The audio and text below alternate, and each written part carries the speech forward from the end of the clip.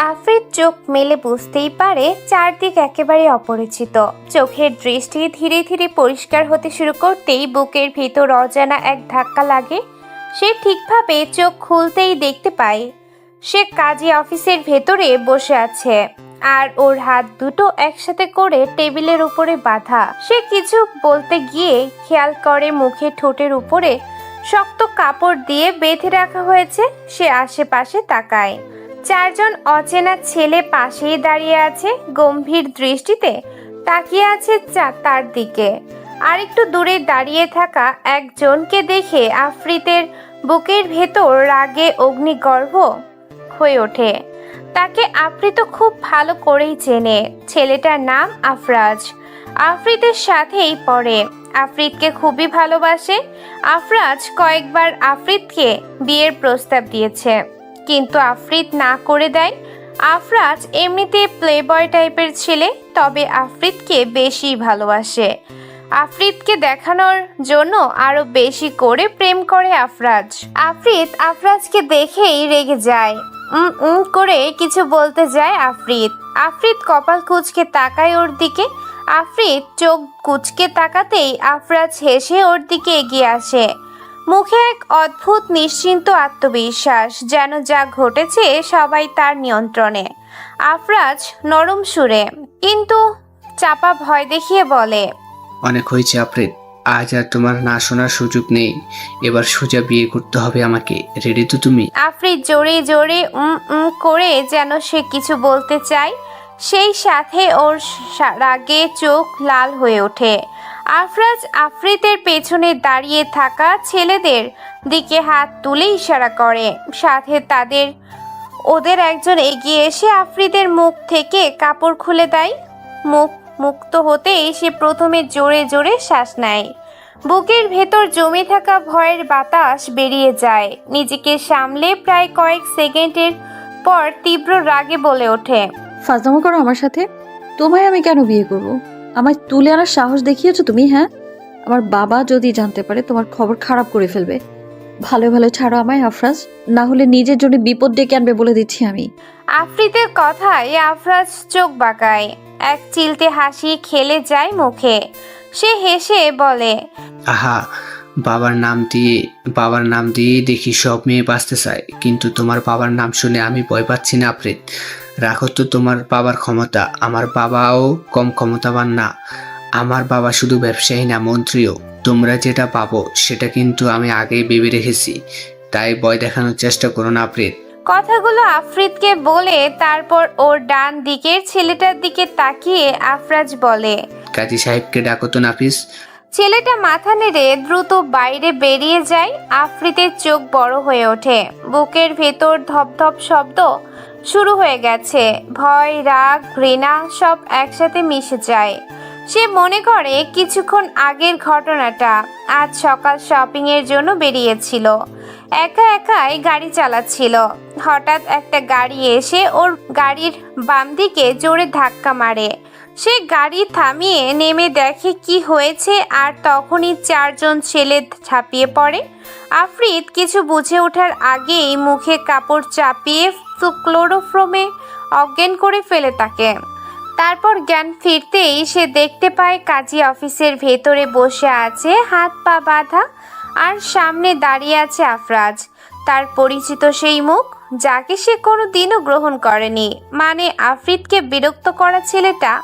আফ্রিদ চোখ মেলে তাকিয়ে চিৎকার করে ওঠে, পাগল হয়ে গেছো তুমি? এভাবে জোর করে কেউ বিয়ে করতে পারে না। আমি কোনোভাবেই তোমায় বিয়ে করব না। আমায় ছাড়ো আফরাজ, বাড়ি যাব আমি। আফরাজ হাসে।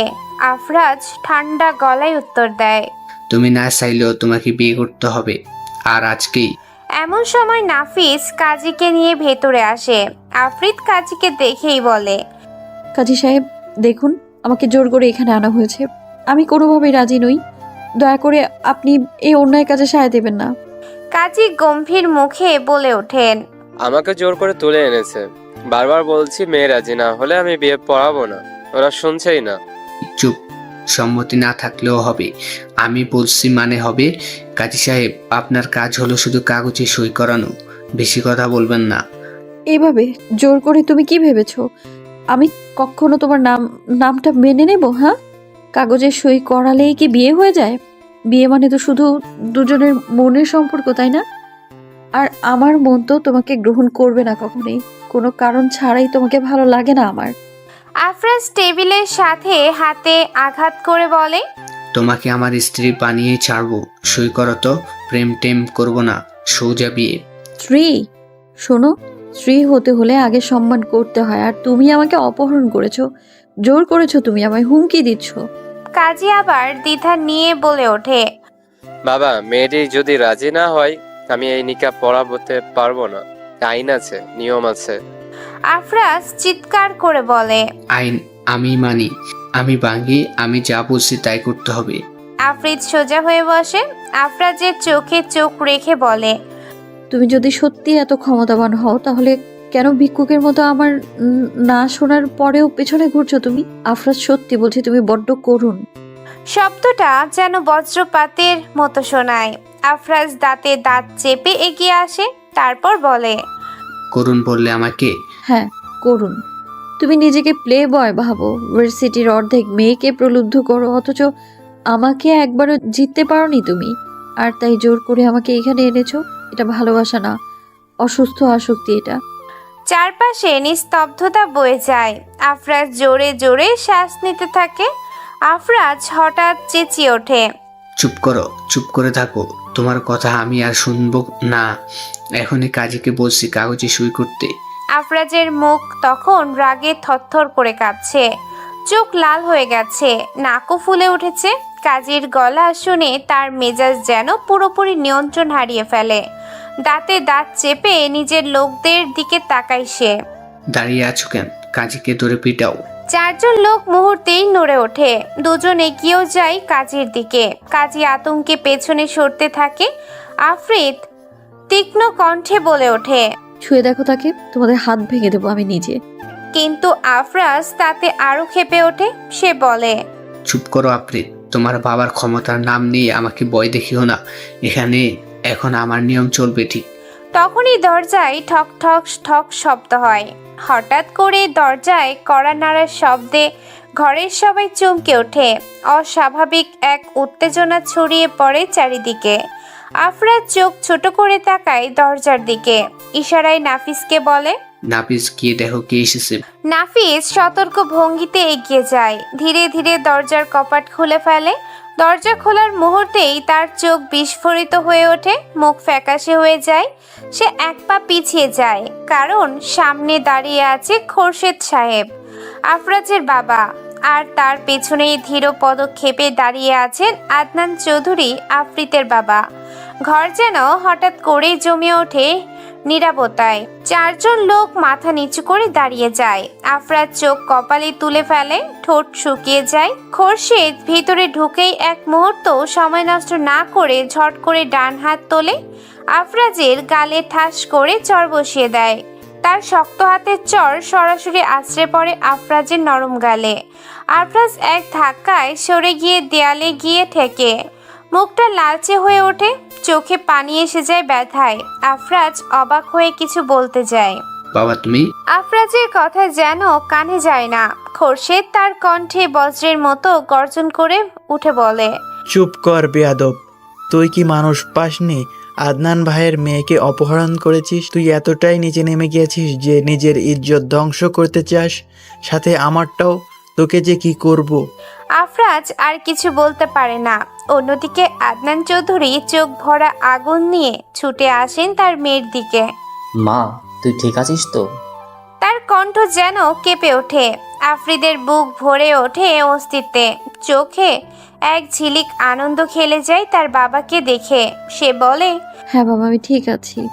আদনান নিজ হাতে তার মেয়ের সব বাঁধন খুলে দেয়। হাত দুটো মুক্ত হতেই আফ্রিদ বাবার বুকে গিয়ে আশ্রয় নেয়।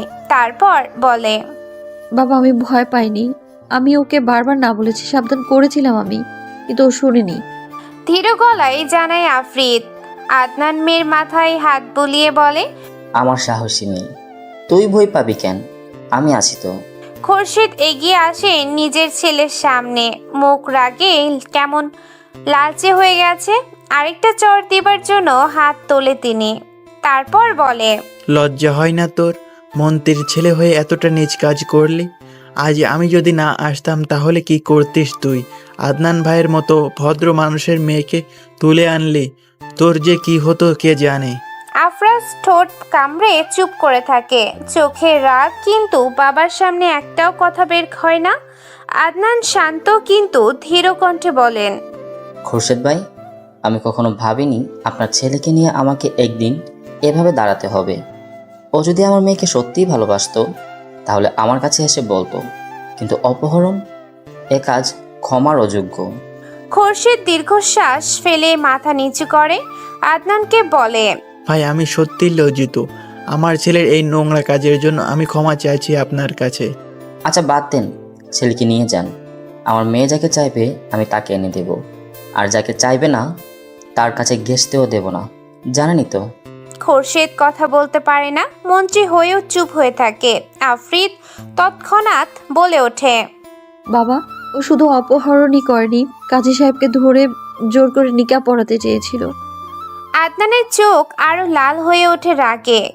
কি এত বড় কাজ? কাজী সাহেব তখন কেঁপে ওঠা গলায় বলেন, হ্যাঁ, আমাকে হুমকি দেওয়া হয়েছিল, কিন্তু আমি কিছু করিনি, কারণ মেয়ে স্পষ্ট করে না বলেছে। আদনান কাজীর দিকে তাকিয়ে সম্মান জানায়। ধন্যবাদ কাজী সাহেব। খোরশেদ আবার ছেলের দিকে তাকিয়ে গর্জে উঠে বলে, শোন, আজকের পর তোর এই বেয়াদবি আমি আর বরদাস্ত করব না। আমার মুখ কালো করে দিয়েছিস তুই। বাড়িতে চল, তোর খবর আছে। আফরাজ দাঁত চেপে বাবার দিকে তাকিয়ে থাকে, তারপর ফিসফিস করে বলে, বাবা, তুমি মন্ত্রী হয়ে একজন সাধারণ ব্যবসায়ীর কাছে সরি বললে? এটা তো তুমি নিজেকে অপমান করলে। খোরশেদের চোখ যেন রক্তে লাল হয়ে ওঠে। তিনি ছেলেকে ধমক দিয়ে বলেন, চুপ কর, তুই চুপ করে আমার সাথে চল। মন্ত্রী হওয়া মানেই এই নয় যে আমি অপরাধ ঢাকবো। তোর মতো নিজ ছেলের জন্য আমি আজ মাথা নিচু করেছি। তোর কোনো যোগ্যতা নেই আমার ছেলে হওয়ার। কথা বলে তিনি আফরাজকে জোর করে টেনে বাইরে নিয়ে যান। আর আফরাজ রাগে থরথর করলেও বাবার শক্তির সামনে মুখ খোলে না। ঘরের ভেতর আবার শান্ত নীরবতা নেমে আসে। আদনান মেয়েকে টেনে নেয়। চল মা, বাড়ি যা, অনেক হয়েছে। বাইরে বের হয়ে গাড়ির দরজা খুলে দেন তিনি। আফরিদ ভেতরে বসে পড়ে। গাড়ি স্টার্ট দেওয়ার আগে আদনান ধীর গলায় তার মেয়ে আফরিদকে বলে, আর কোনোদিন এই ধরনের ঝুঁকি নিতে দেব না তোকে। এখন থেকে তোর জন্য একজন সিকিউরিটি রাখতেই হবে, সবসময় তোর পাশে থাকবে।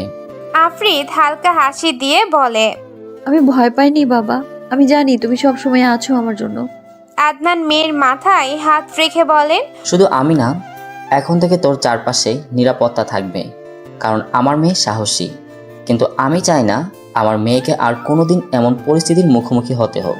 গাড়ি ধীরে ধীরে এগিয়ে যায়। পেছনে ফেলে আসে কাজী আফিস আর এক টুকরো ভয়ঙ্কর স্মৃতি। কিন্তু আফরিদের মুখে এখনো ধীরতার ছাপ। সে জানে তার ইচ্ছের বিরুদ্ধে কেউ কোনোদিনও তাকে বাঁধতে পারবে না। নিলয় বাস থেকে নামলো ঢাকার এক বিলাসবহুল এলাকায়। যশোর থেকে আস্তে আস্তে রাত হয়ে গেছে। কোলাহলপূর্ণ ঢাকা শহর, কিন্তু তার ভেতরেও এক অচেনা নিঃসঙ্গতা তাকে গ্রাস করেছে।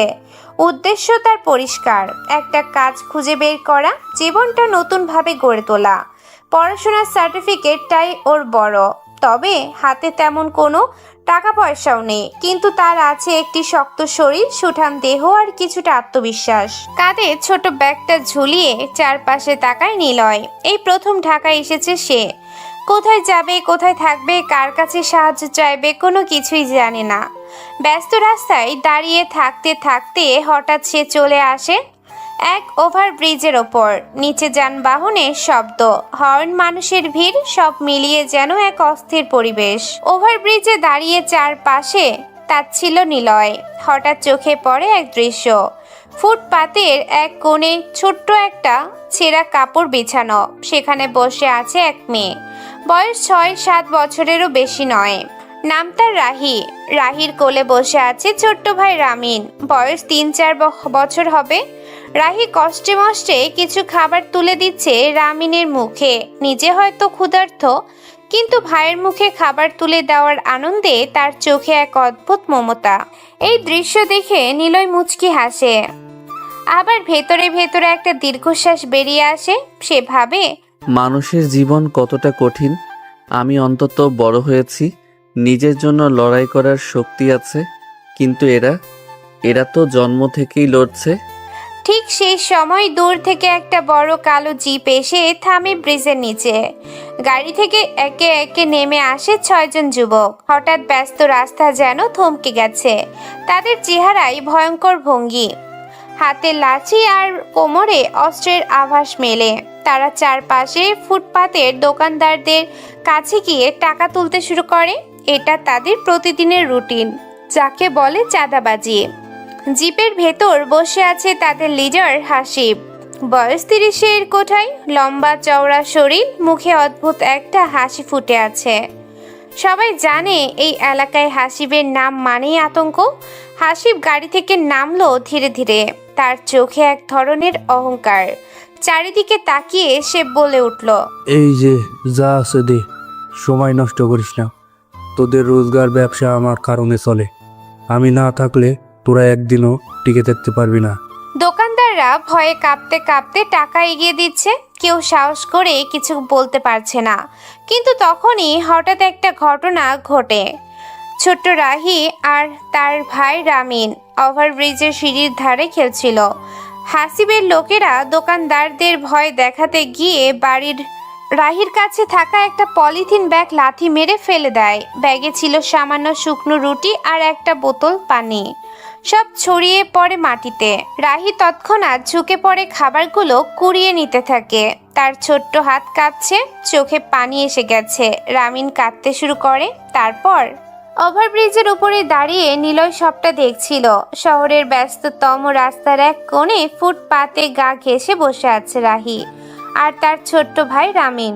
দিনের আলো বহু আগেই তার গন্তব্য খুঁজে নিয়েছে। চারদিকে ক্লান্ত মানুষের ভিড় জমেছে বেশ। পথচারীরা তাড়াহুড়ো করলেও এমন দৃশ্য দেখার চরম সুযোগ কেউ হাতছাড়া করবে না। কেউ ফিরছে কাজ শেষে ক্লান্ত শরীর টেনে, আবার কেউ বিনোদনের জন্য দাঁড়িয়ে পড়েছে সেখানে। এই ভিড়ের মাঝেই ওরা দুই ভাই বোন যেন অদৃশ্য, কেউ খেয়ালই করছে না। রাহির হাতে ছিল একটা কাগজের ব্যাগ, ভেতরে সামান্য কিছু খিচুড়ি, পানির বোতল আর রুটি তো বহু আগেই নষ্ট করেছে হাসিব। দীর্ঘ 1.5 দিন উপোস করে থাকা ভাইটিকে খাওয়ানোর জন্য সে আজ সারা দিন হাতের চামড়া পুড়িয়ে কাজ করেছে, যা ছিল ইট ভাটার পাশের কাজ। নিজের ক্ষুধার কথা ভুলে গিয়ে কেবলই ভেবেছে রামিন খেতে পারবে তো। অবশেষে যখন তারা খাবারের সামনে বসলো, ঠিক সেই সময় অন্ধকারের মতো এসে হাজির হয়েছে হাসিব। হাসিব শহরের এক ভয়ঙ্কর নাম। টাকার দম্ভ, ক্ষমতার অহংকার আর মানুষের প্রতি চরম অবজ্ঞা মিলেমিশে ওকে বানিয়েছে নিষ্ঠুর দানব। মুখে ঝুলছে সিগারেট, চোখে লালচে আগুনের ছটা। রুটি কলার প্যাকেট নষ্টের পরেও হাসিবের ভেতরে যেন কোনো ভ্রুক্ষেপ নেই। তার পাশেই যে রাহি আর রামিন আছে তার কোনো খেয়ালই নেই। রাহি কাপা গলায় এগিয়ে গিয়ে সামনে দাঁড়িয়ে বলে উঠল, আমাদের খাবার নষ্ট করলেন কেন? জানেন আমি কত কষ্ট করে আমার ভাইয়ের জন্য খাবার কিনে এনেছি। আজকে 1.5 দিন পর আমরা খেতে বসেছিলাম, হাত পুড়িয়ে কাজ করেছি আমি। আপনি আমার খাবার এনে দেন। হাসিব নিস্পৃহ চোখে তাকালো সামনে দাঁড়ানো রাহির দিকে, যেন ওর কথার কোনো মূল্যই নেই। গালটা একটু ফাঁকা করে ঠোঁট থেকে সিগারেটের ধোঁয়া ছাড়লো। তারপর নিঃশব্দে দৃষ্টি করলো রামিনের দিকে। ছোট্ট কাগজের প্লেটে পড়ে থাকা খিচুড়ির শেষ অংশটা নিতে হাত বাড়িয়েছে বাচ্চাটা। হঠাৎ হাসিব এগিয়ে গিয়ে তার পা তুলে দিল সোজা খিচুড়ির ওপর। শুধু খাবারটাই নয়, চাপা পড়ে গেল রামিনের কচি আঙ্গুলগুলো।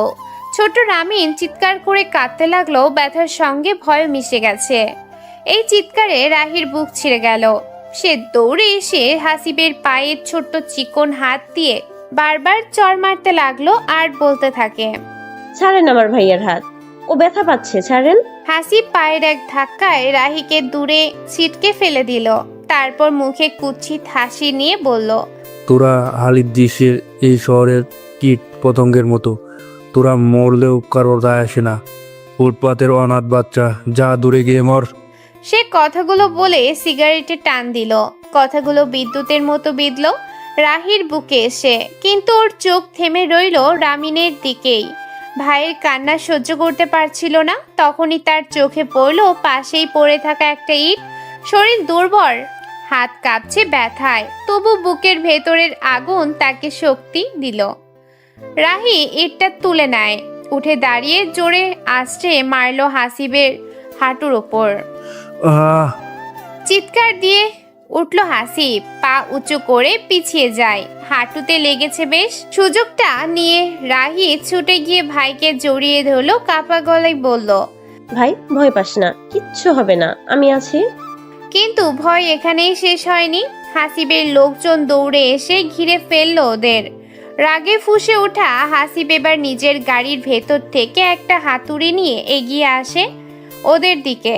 মুখ বিকৃত হয়ে গেছে ক্ষোভে। সে রাহির চুল ধরে টেনে কাছে নিল, তারপর গলা চেপে ধরে গর্জে উঠে বলল, জানোয়ারের বাচ্চা, আমার পায়ে মারছিস, আজ এই হাতুড়ি দিয়ে তোর হাত ভেঙে ফেলবো। আমার আর তোর ওই ভিখারি ভাইয়ের কপালে এক হাতুড়ি বাড়ি দিয়ে শেষ করে দেবো।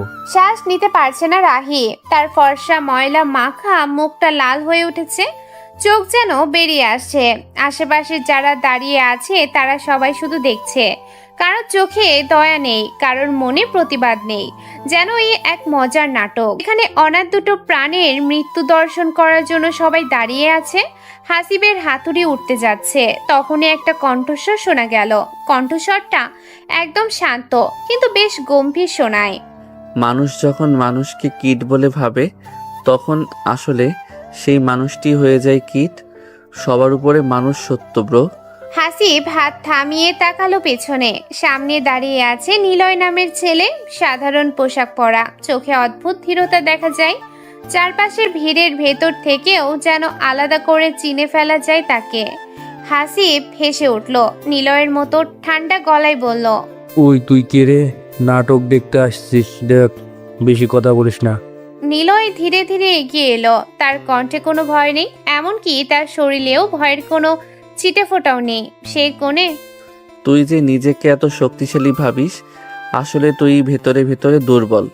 এক কচি ছেলেকে আর তার বোনকে মেরে তুই কি প্রমাণ করতে চাইছিস? এ শহরের রাস্তায় মানুষ মরছে ক্ষুধায়, তোরা আনন্দ করছিস ক্ষমতার নামে। তুই মানুষ না, তুই তো শয়তান। নিলয়ের এমন কথায় হাসিবে চোখ রক্ত লাল হয়ে উঠল। সে গালাগালি ছুড়ে দিয়ে নিজের লোকদের ইশারা করে, ধর শালাকে, মাথা ফাটাই দে। দুর্বলদের নয়, ওকে মারবো। নিলয়ের পিছে হাসিবদের জিপ রাখা। তখনই নিলয়ের চোখ পড়ল ওদের জিবের ভেতরে। ওখানেই পড়ে আছে একটা ছোট্ট নাইফ। লোকগুলো এগিয়ে আসছে তার দিকে।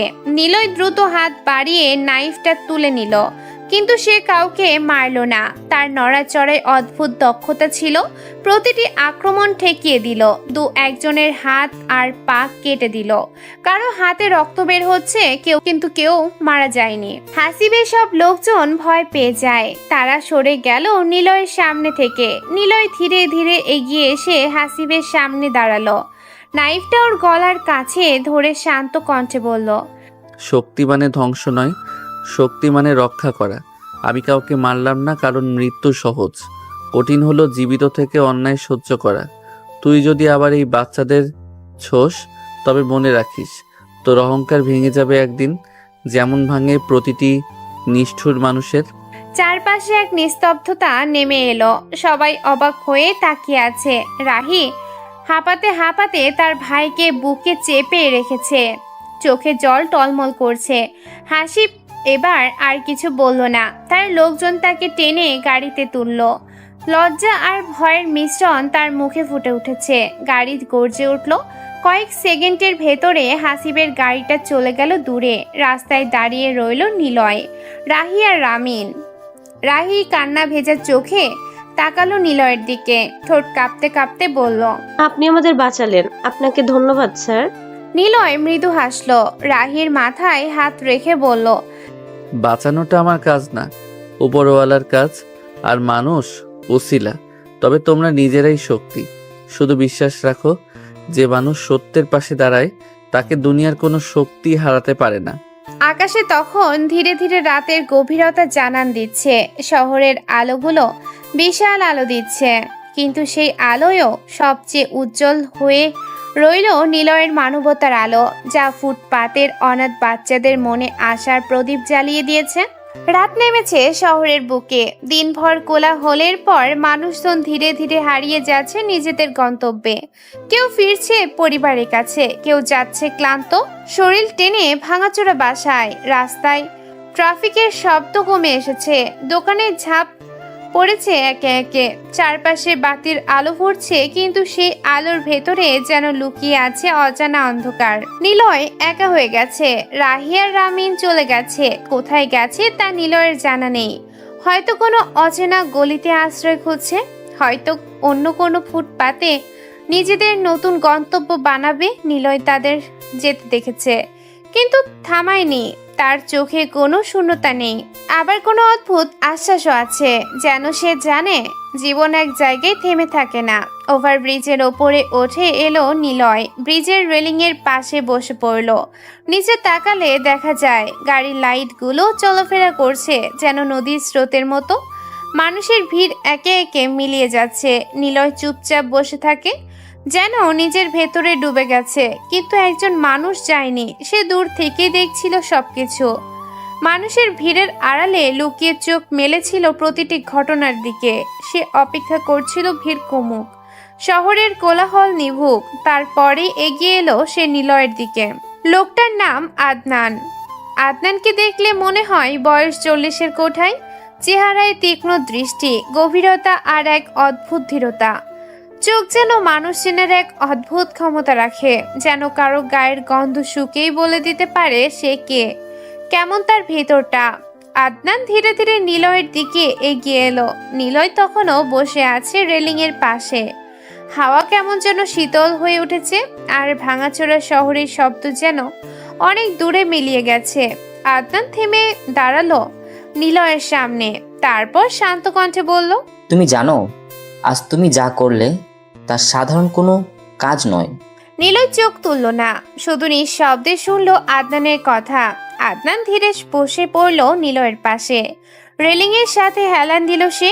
চোখ দুটো সামনে ঢাকা সিটি দেখতে থাকে। তারপর নীরবতা কাটিয়ে আদনান বলে, মানুষ সবসময় ভয়ে বাঁচে, ভয় পায় ক্ষমতাকে, ভয় পায় অন্যায়ের কাছে দৌড়াতে। কিন্তু তুমি ভয়ের উপরে গিয়ে দাঁড়ালে। এ শহরে খুব কম মানুষ আছে যারা চোখে চোখ রেখে অন্যায়ের বিরোধিতা করতে পারে। কিছুক্ষণ চুপচাপ থেকে নিলয় উত্তর দিল, ভয় আছে আমারও, তবে ভয়কে যদি মানুষ বড় করে তোলে তবে মানুষ বাঁচে কিভাবে? আদনান মাথা নাড়ল, ঠোঁটে অল্প হাসি ফুটে ওঠে, যেন বহুদিন পর নিজের অস্তিত্ব কারোর ভেতরে খুঁজে পেয়েছে। সে বলে, ভয় থাকাটাই স্বাভাবিক, কিন্তু ভয়কে জয় করাটাই মানুষের আসল শক্তি। দেখো, আমরা সবাই বাঁচার জন্য বেঁচে থাকি, কিন্তু বাঁচার মানেটা আলাদা। কেউ বাঁচে পেট ভরে খাবার খাওয়ার জন্য, কেউ বাঁচে টাকা জমিয়ে রাখার জন্য, আবার কেউ বাঁচে কেবল নিজের স্বার্থ রক্ষার জন্য। কিন্তু সত্যিকারের বাঁচা হলো তখন যখন তুমি অন্যের জন্য দাঁড়াও, অন্যকে বাঁচাও। নিলয় প্রথমবার তাকালো তার দিকে, চোখে অদ্ভুত গভীরতা আছে লোকটার। নিলয় সরাসরি বলে, আমার মনে হয় আমি অন্যকে বাঁচাই। আজ তুমি বাঁচিয়েছ, হয়তো কালো কেউ তোমার পাশে চাইবে। তবে মনে রেখো, বাঁচানো আর বাঁচতে শেখানো দুটো আলাদা জিনিস। নিলয় চুপচাপ মাথা নিচু করলো। তার মনে পড়লো রাহি আর রামিনের মুখ। ক্ষুধার্ত তারা, শুধু বেঁচে থাকার তীব্র চেষ্টা। ওরা যেন জীবনের প্রতীক হয়ে রইল নিলয়ের চোখে। আদনান এবার ধীরে ধীরে আসল প্রসঙ্গে এলো। শহরে নতুন মনে হচ্ছে তোমাকে, না হলে হাসিবদের এভাবে মারতে না। নিলয় হালকা গলায় বলল, নতুন। নাম কি? কোথা থেকে এসেছো? নিলয়, যশোর থেকে এসেছি। আদনান মাথা নেড়ে একটু সময় নিল। আকাশ আবার প্রশ্ন করলো, ঢাকাতে কোথায় থাকবে? আপাতত কোথায় থাকবো জানি না, জায়গাটা ভালো লেগেছে তাই বসে আছি। যাবার মতো নির্দিষ্ট জায়গা নেই। নিলয়ের কণ্ঠে ছিল অদ্ভুত নির্লিপ্ততা, যেন ঘর হারা মানুষের শান্তিতে থাকতে পারে যদি তার অন্তরে শান্ত থাকে। আদনান এবার একটু হেসে বলল, চলো, যাবে আমার বাড়িতে। নিলয় অবাক হলো, ভ্রু কুঁচকে তাকালো। কেন? এমনি এমনি না, তোমাকে একটা কাজ দেব। কাজ? হ্যাঁ, বডিগার্ড হতে হবে। নিলয়ের চোখে বিস্ময় ফুটল। সে প্রশ্ন করে। আমি কেন? আদনান গভীর দৃষ্টিতে তাকালো নিলয়ের দিকে, যেন চোখ দিয়ে বাধা ভেদ করে ফেলতে চাইছে। কারণ তোমার ভিতরে আছে সাহস, আছে সততা, আছে প্রতিবাদ করার ইচ্ছে, আর তাই তুমি মন্ত্রীর লোকদেরও ভয়ে পিছু হাঁটুনি। এমন একজনকেই আমার দরকার। আমার নামটা বলি, আদনান চৌধুরী, এপি গ্রুপের মালিক। নিলয় কপাল কুঁচকে জিজ্ঞেস করলো আদনানকে। বডিগার্ড কি আপনার জন্য? আদনান কিছুক্ষণের জন্য থেমে গেল। তার চোখে এক দুশ্চিন্তার ছায়া নেমে এলো। ভাবনার রেখা ফুটে উঠল কপালে। তারপর ধীরে গম্ভীর কণ্ঠে বলল, আমার মেয়ে আফ্রিতের জন্য। কোনো মেয়ের নাম শুনে নিলয় যেন এক মুহূর্ত স্তব্ধ হয়ে গেল। মেয়ের নাম উচ্চারণে আদনানের চোখে যে আবেগ দেখা গেল, তাতে বোঝা গেল আফ্রিদি তার জীবনের সবচেয়ে মূল্যবান মানুষ। নিলয় কিছুটা অবাক হয়ে জিজ্ঞেস করলো, আমার মতো সম্পূর্ণ নতুন একজনকে, যাকে চেনেন না, তাকে মেয়ের বডিগার্ড বানাবেন? আদনান মুচকি হেসে ফেলল। তারপর বলে, মানুষকে চিনতে আমার বছরের পর বছর সময় লাগে না। আমি চোখে তাকিয়েই বুঝতে পারি। আর তোমাকে দেখেই বুঝেছি তুমি আলাদা। তুমি লোভে পড়বে না, ভয়েও পিছু হটবে না। নিলয় তখনও দ্বিধায়। তার ভেতরের অস্থিরতা যেন বাইরে বেরিয়ে আসতে চাইছে। কিন্তু এবার আপনি যদি ভুল হন? আদনান নিঃশব্দে কিছুক্ষণ তাকিয়ে থাকলো রাতের আকাশের দিকে। তারপর শান্ত গলায় বলল, ভুল হওয়াটা মানুষের স্বাভাবিক বৈশিষ্ট্য। কিন্তু আমি যদি তোমাকে সুযোগ না দিই, তবে হয়তো আমার মেয়েই বিপদে পড়বে। আমি চাই না ও আর একা থাকুক। ও অবধি বডিগার্ড খুঁজেছি, কিন্তু তাদেরকে আমার নয়তো আমার মেয়ের পছন্দ হয়নি। তুমি যদিও রাজি হও, তবে শুধু বডিগার্ড না, ওর পাশে একজন সৎ মানুষ থাকবে। কিন্তু আমাকে না হয় আপনি পছন্দ করলেন, তবে আপনার মেয়ের যে আমাকে পছন্দ হবে এমন কোনো কথা নেই। হবে পছন্দ? কেন যেন মনে হচ্ছে তুমি পারবে তাকে ইমপ্রেস করতে। তোমার ভিতরে একটা আলাদা গুণ আছে, যার নাম মানুষকে ইমপ্রেস করা। আদনানের কথাগুলো যেন বাতাসে ছড়িয়ে গেল। নিলয়ের চোখ ধীরে ধীরে নরম হয়ে আসে। তার মনে পড়ল রাহির কথাগুলো। নিজের মৃত্যু নিশ্চিত জেনেও রামিনকে সে বলেছিল, ভাই ভয় পাস না, আমি আছি, তোর কিচ্ছু হবে না। হয়তো এই কথার মতোই এখন কারোর জন্য আছি হয়ে দাঁড়াতে পারবে নিলয়। রাত আরো গভীর হলো। শহরের আলো ফিকে হয়ে এলেও ওভারব্রিজে বসা দুই মানুষের চোখে জ্বলল নতুন আলো। একজন আশ্রয় চাইছে সততায় ভরা মানুষকে, আরেকজন খুঁজছে নিজের অস্তিত্বের মানে। এভাবে শুরু হলো নিলয়ের জীবনের নতুন অধ্যায়। দেখা যাক সামনে কি ঘটে। প্রায় মাঝরাত হতে চলেছে। এই সময়টা পুরো শহর যেন ধীরে ধীরে ঘুমিয়ে পড়েছে। বাড়ির বাইরে থেকে মাঝে মাঝে নাইট গার্ডের টহলের হুইলসেল ভেসে আসছে। রাস্তার বাতিগুলো ঝিম মেরে জ্বলছে। কিন্তু আদনান সাহেবের বাড়ির ভেতরে নীরবতা। নীরবতা ঠিক তা নয়, টিভি চলছে দেয়ালের সাথে লাগানো, আর সাথে কেবল ড্রয়িং রুমে আলো জ্বলছে। সেখানে বসে আছে দুজন মানুষ, আফ্রিদ আর তার মা জেসিয়া খাতুন। টেবিলের ওপর রাখা ঘড়িটা টিকটিক শব্দ করে চলেছে। আফ্রিদ সোফায় বসে ফোনের টিপাটিপি করছে আর মাঝে মাঝে টিভির দিকে তাকাচ্ছে। চশমার ফাঁক দিয়ে স্ক্রিনের আলো তার মুখে পড়েছে। অন্যদিকে জেসিয়া বারবার এদিক ওদিক হাঁটছে, আবার বসছে আবার উঠছে। তার চেহারায় স্পষ্ট অস্থিরতা।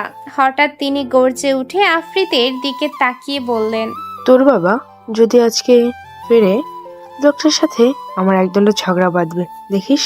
এই বয়স হয়েছে তবু একটু রেস্ট নেয় না, খালি চিন্তা ঢুকিয়ে দেয়। সে কখন বের হয়েছে লোকটা? উফ। মাথা না তুলে ফোনেই ব্যস্ত থাকে সে। ওর ফ্রেন্ড সার্কেলে ঘটনাটা জানাজানি হয়েছে যে আফরাজ তাকে তুলে নিয়ে বিয়ে করতে চেয়েছিল। সবাই ধরেই নিয়েছে আফ্রিদের বিয়ে হয়ে গেছে আফরাজের সাথে। সেজন্য সবাই মেসেজ করছে সেই সন্ধ্যা থেকেই। আর আফ্রিদ পুরো ব্যাপারটা সবাইকে সুন্দর করে বুঝিয়ে দিচ্ছে। জেসিয়া আবার বললেন, তুইও তো কম যাস না, সারাদিন ফোন আর ফোন টিপে। তারপর কি হলো? কিটা বলি তো, ভার্সিটির ছেলের কাছে মানুষকে না জানিয়ে কোথায় কোথায় ঘুরিস, খালি টেনশনে রাখিস আমাকে। মাঝে মাঝে মন চায় বাবা মেয়েকে কান ধরে দাঁড় করিয়ে রাখি। আফ্রিদ এবার ফোনটা নামিয়ে মুখ তুলে তাকালো তার মায়ের দিকে, মুখে একরকম দুষ্টু হাসি ওর। সে বলে, তুমি আবার শুরু করলে? এত বকতে কিভাবে পারো বলো তো? শুরু করলাম মানে? আমি কি মিথ্যা বলছি নাকি? একবার কিডন্যাপ হয়ে এসেছিস, তাও তো তোর মাথায় বুদ্ধি আসে না। তোর বাবা তোর জন্য বডি কাজ খুঁজতে গেছে, বললাম আজকে রেস্ট নাও, পরে হবে। কিন্তু না, তোর মেয়ের জন্য উঠে পড়ে লেগেছে যত সব। যেই না একটা মেয়ে, তার আবার বডি গার্ড। মা, ওই কিডন্যাপও তো আসলে ঠিক কিডন্যাপ না, শুধু ভুল বোঝাবুঝি ছিল। তার উপর আমার তো কোনো দোষ ছিল না, বেটা জোর করে নিয়ে গেছে। আমি কি করলাম? বিয়েটি তো আর হয়নি। বিয়েটা হয়ে গেলেই ভালো হতো, তোর জন্য চিন্তা থাকতো না। ফাজিল মেয়ে, এই যে বলো না, কিছুই করলাম না, অথচ বকা খাই কেবল। তুই কখনো দোষ হয় নাকি? সবসময় তো তুই সাধু, দোষ তো আমার। তোদেরকে নিয়ে চিন্তা করাটাই আমার দোষ। আফ্রিদ আর চোখে তাকায় তার মায়ের দিকে, কিছু সময় চুপ থাকে। তারপর আফ্রিদ মুখ বাঁকিয়ে বলল, হ্যাঁ তাই তো, আমি সাধুই, আমি কিছুই করি না। এই উত্তর শুনে জেসিয়া চটপট এগিয়ে এসে আফ্রিদের মাথায় হালকা চাপড় দিল। আফ্রিদ তার ঠোঁট দুটো একটু লম্বা করে কপাল কুঁচকে বলে, শয়তান সাধু, তোর বাবার জন্য আমি এখানে দুশ্চিন্তায় মরছি, আর তুই বসে বসে নাটক করছিস। থাপ্পড় লাগাবো। তুই বাবা ফোনটা পিক করছে না, রাত 3টা বাজে চলেছে। আফ্রিদ চুপ হয়ে যায়। ফাজলামির রেশ দূরে সরিয়ে আফ্রিদ এবার সিরিয়াস হয়ে বলল, মা, বাবা ঠিকই আসবে, দেরি হচ্ছে বলে টেনশন করো না। ওরকম লোক একজন হয়তো বিজনেসের কাজে বিজি, বাবার কিছু হয় নাকি, চিন্তা নেই। জেসিয়া দীর্ঘশ্বাস ছাড়ে। সোফাতে এসে বসলেন তিনি, তারপর বলে, তোর বাবার বয়স হচ্ছে, তাও বোঝে না, খালি ঝামেলা খুঁজে বেড়ায়। আমি কখনো শান্তিতে থাকতে পারবো না। মা জানো তো, বাবা আসলে হিরো, হিরোরা দেরি করেই আসে, সিনেমায় যেমন করে। জেসিয়া কপাল চাপড়ায়। মেয়ে আর স্বামীর জন্য তার হয়েছে মহা চিন্তা। তিনি বলেন, বাহ, সিনেমার হিরো। এই হিরো যদি একদিন না ফেরে, তখন তুই কাঁদবি, বুঝবি। তখন এইসব ডায়লগ মনে থাকবে না। মেজাজ খারাপ করিস না তো। তখন হয়তো আমিও সিনেমার নায়িকাদের মতো কাঁদবো, অন্য আমার হিরো। মায়ের দিকে তাকিয়ে নাটকীয় ভঙ্গি করে হাত নাড়ল। মেয়ের এমন কাণ্ড দেখে জেসিয়া এবার হাসি চেপে রাখতে পারল না, কিন্তু আবার রাগ দেখানোর ভান করে বললেন, আর একটা কথা বলবি তো থাপ্পড় মারবো। আফ্রিদ জিভ বের করে ভেংচি কেটে বলল, মা, তুমি শুনছো তো সবটা, কিন্তু আসলে টেনশন করো না, বাবা আসবেই। মায়ের মুখের দিকে তাকিয়ে তার গলা হঠাৎ নরম হয়ে এলো। সে আবার বলে, মা জানো তো বাবা কেমন, উনি আমাদের নিয়ে সবসময় চিন্তা করে, শুধু তোমার চিন্তা হয় এমনটা নয়। জেসিয়া চুপ করে গেল। তারপর ধীরে ধীরে সোফায় হেলান দিয়ে বসে, চোখ মুছলেন ওড়নার আড়ালে। আফ্রিদ তার মাকে জড়িয়ে ধরলো, তারপর বলে, মা তুমি কাঁদছো? না রে, চোখে ধুলো ঢুকেছে। তুমি তো সবসময় বলো মিথ্যে বলা খারাপ। দুজনেই হেসে ফেললো এবার। কিছুক্ষণ তারা চুপচাপ বসলো। রাত আরো গভীর হয়। ঘড়ির কাঁটা প্রায় 3টা পার হয়ে 3:30 ছুঁই ছুঁই করছে। হঠাৎ টিং টং করে ডোর বেলের শব্দে নীরবতা ভেঙে গেল। আফ্রিদ এক লাফে উঠে দাঁড়ালো, মুখে খুশির ঝলক। ও সে তার মাকে বলে, দেখো মা, বাবা এসে গেছে, আমি বলেছিলাম না চলে আসবে বাবা। সে দৌড়ে গেল দরজার দিকে। মা পেছন থেকে চিৎকার করে বলে, ধীরে, সাবধানে খোল, আগে দেখ কে এসেছে। কি হলো দিকে তাকিয়ে। কিন্তু আফ্রিদ আর শুনল না। তার ঠোঁটের কোণে তখন শুধু একটাই শব্দ, বাবা। দরজার দিকে হাত বাড়ালো সে। আফ্রিদ দরজা খুলতেই দেখতে পেল তার বাবা আদনান সাহেব দাঁড়িয়ে আছেন। স্যুটের উপর ধুলো, কপালে হালকা ঘাম জমে আছে, চোখে মুখে ক্লান্তি। তবুও তাকে দেখেই আফ্রিদের বুক ভরে গেল আনন্দে। আদনান সাহেব তার মেয়েকে দেখে হেসে বলে উঠল, এখনো ঘুমাওনি তুমি? এসেছো তুমি? আর মা কি ঘুমোতে দিয়েছে? তোমার জন্য মা কিছু না খেয়ে বসে আছে, আমাকে কোম্পানি দেয়া লেগেছে।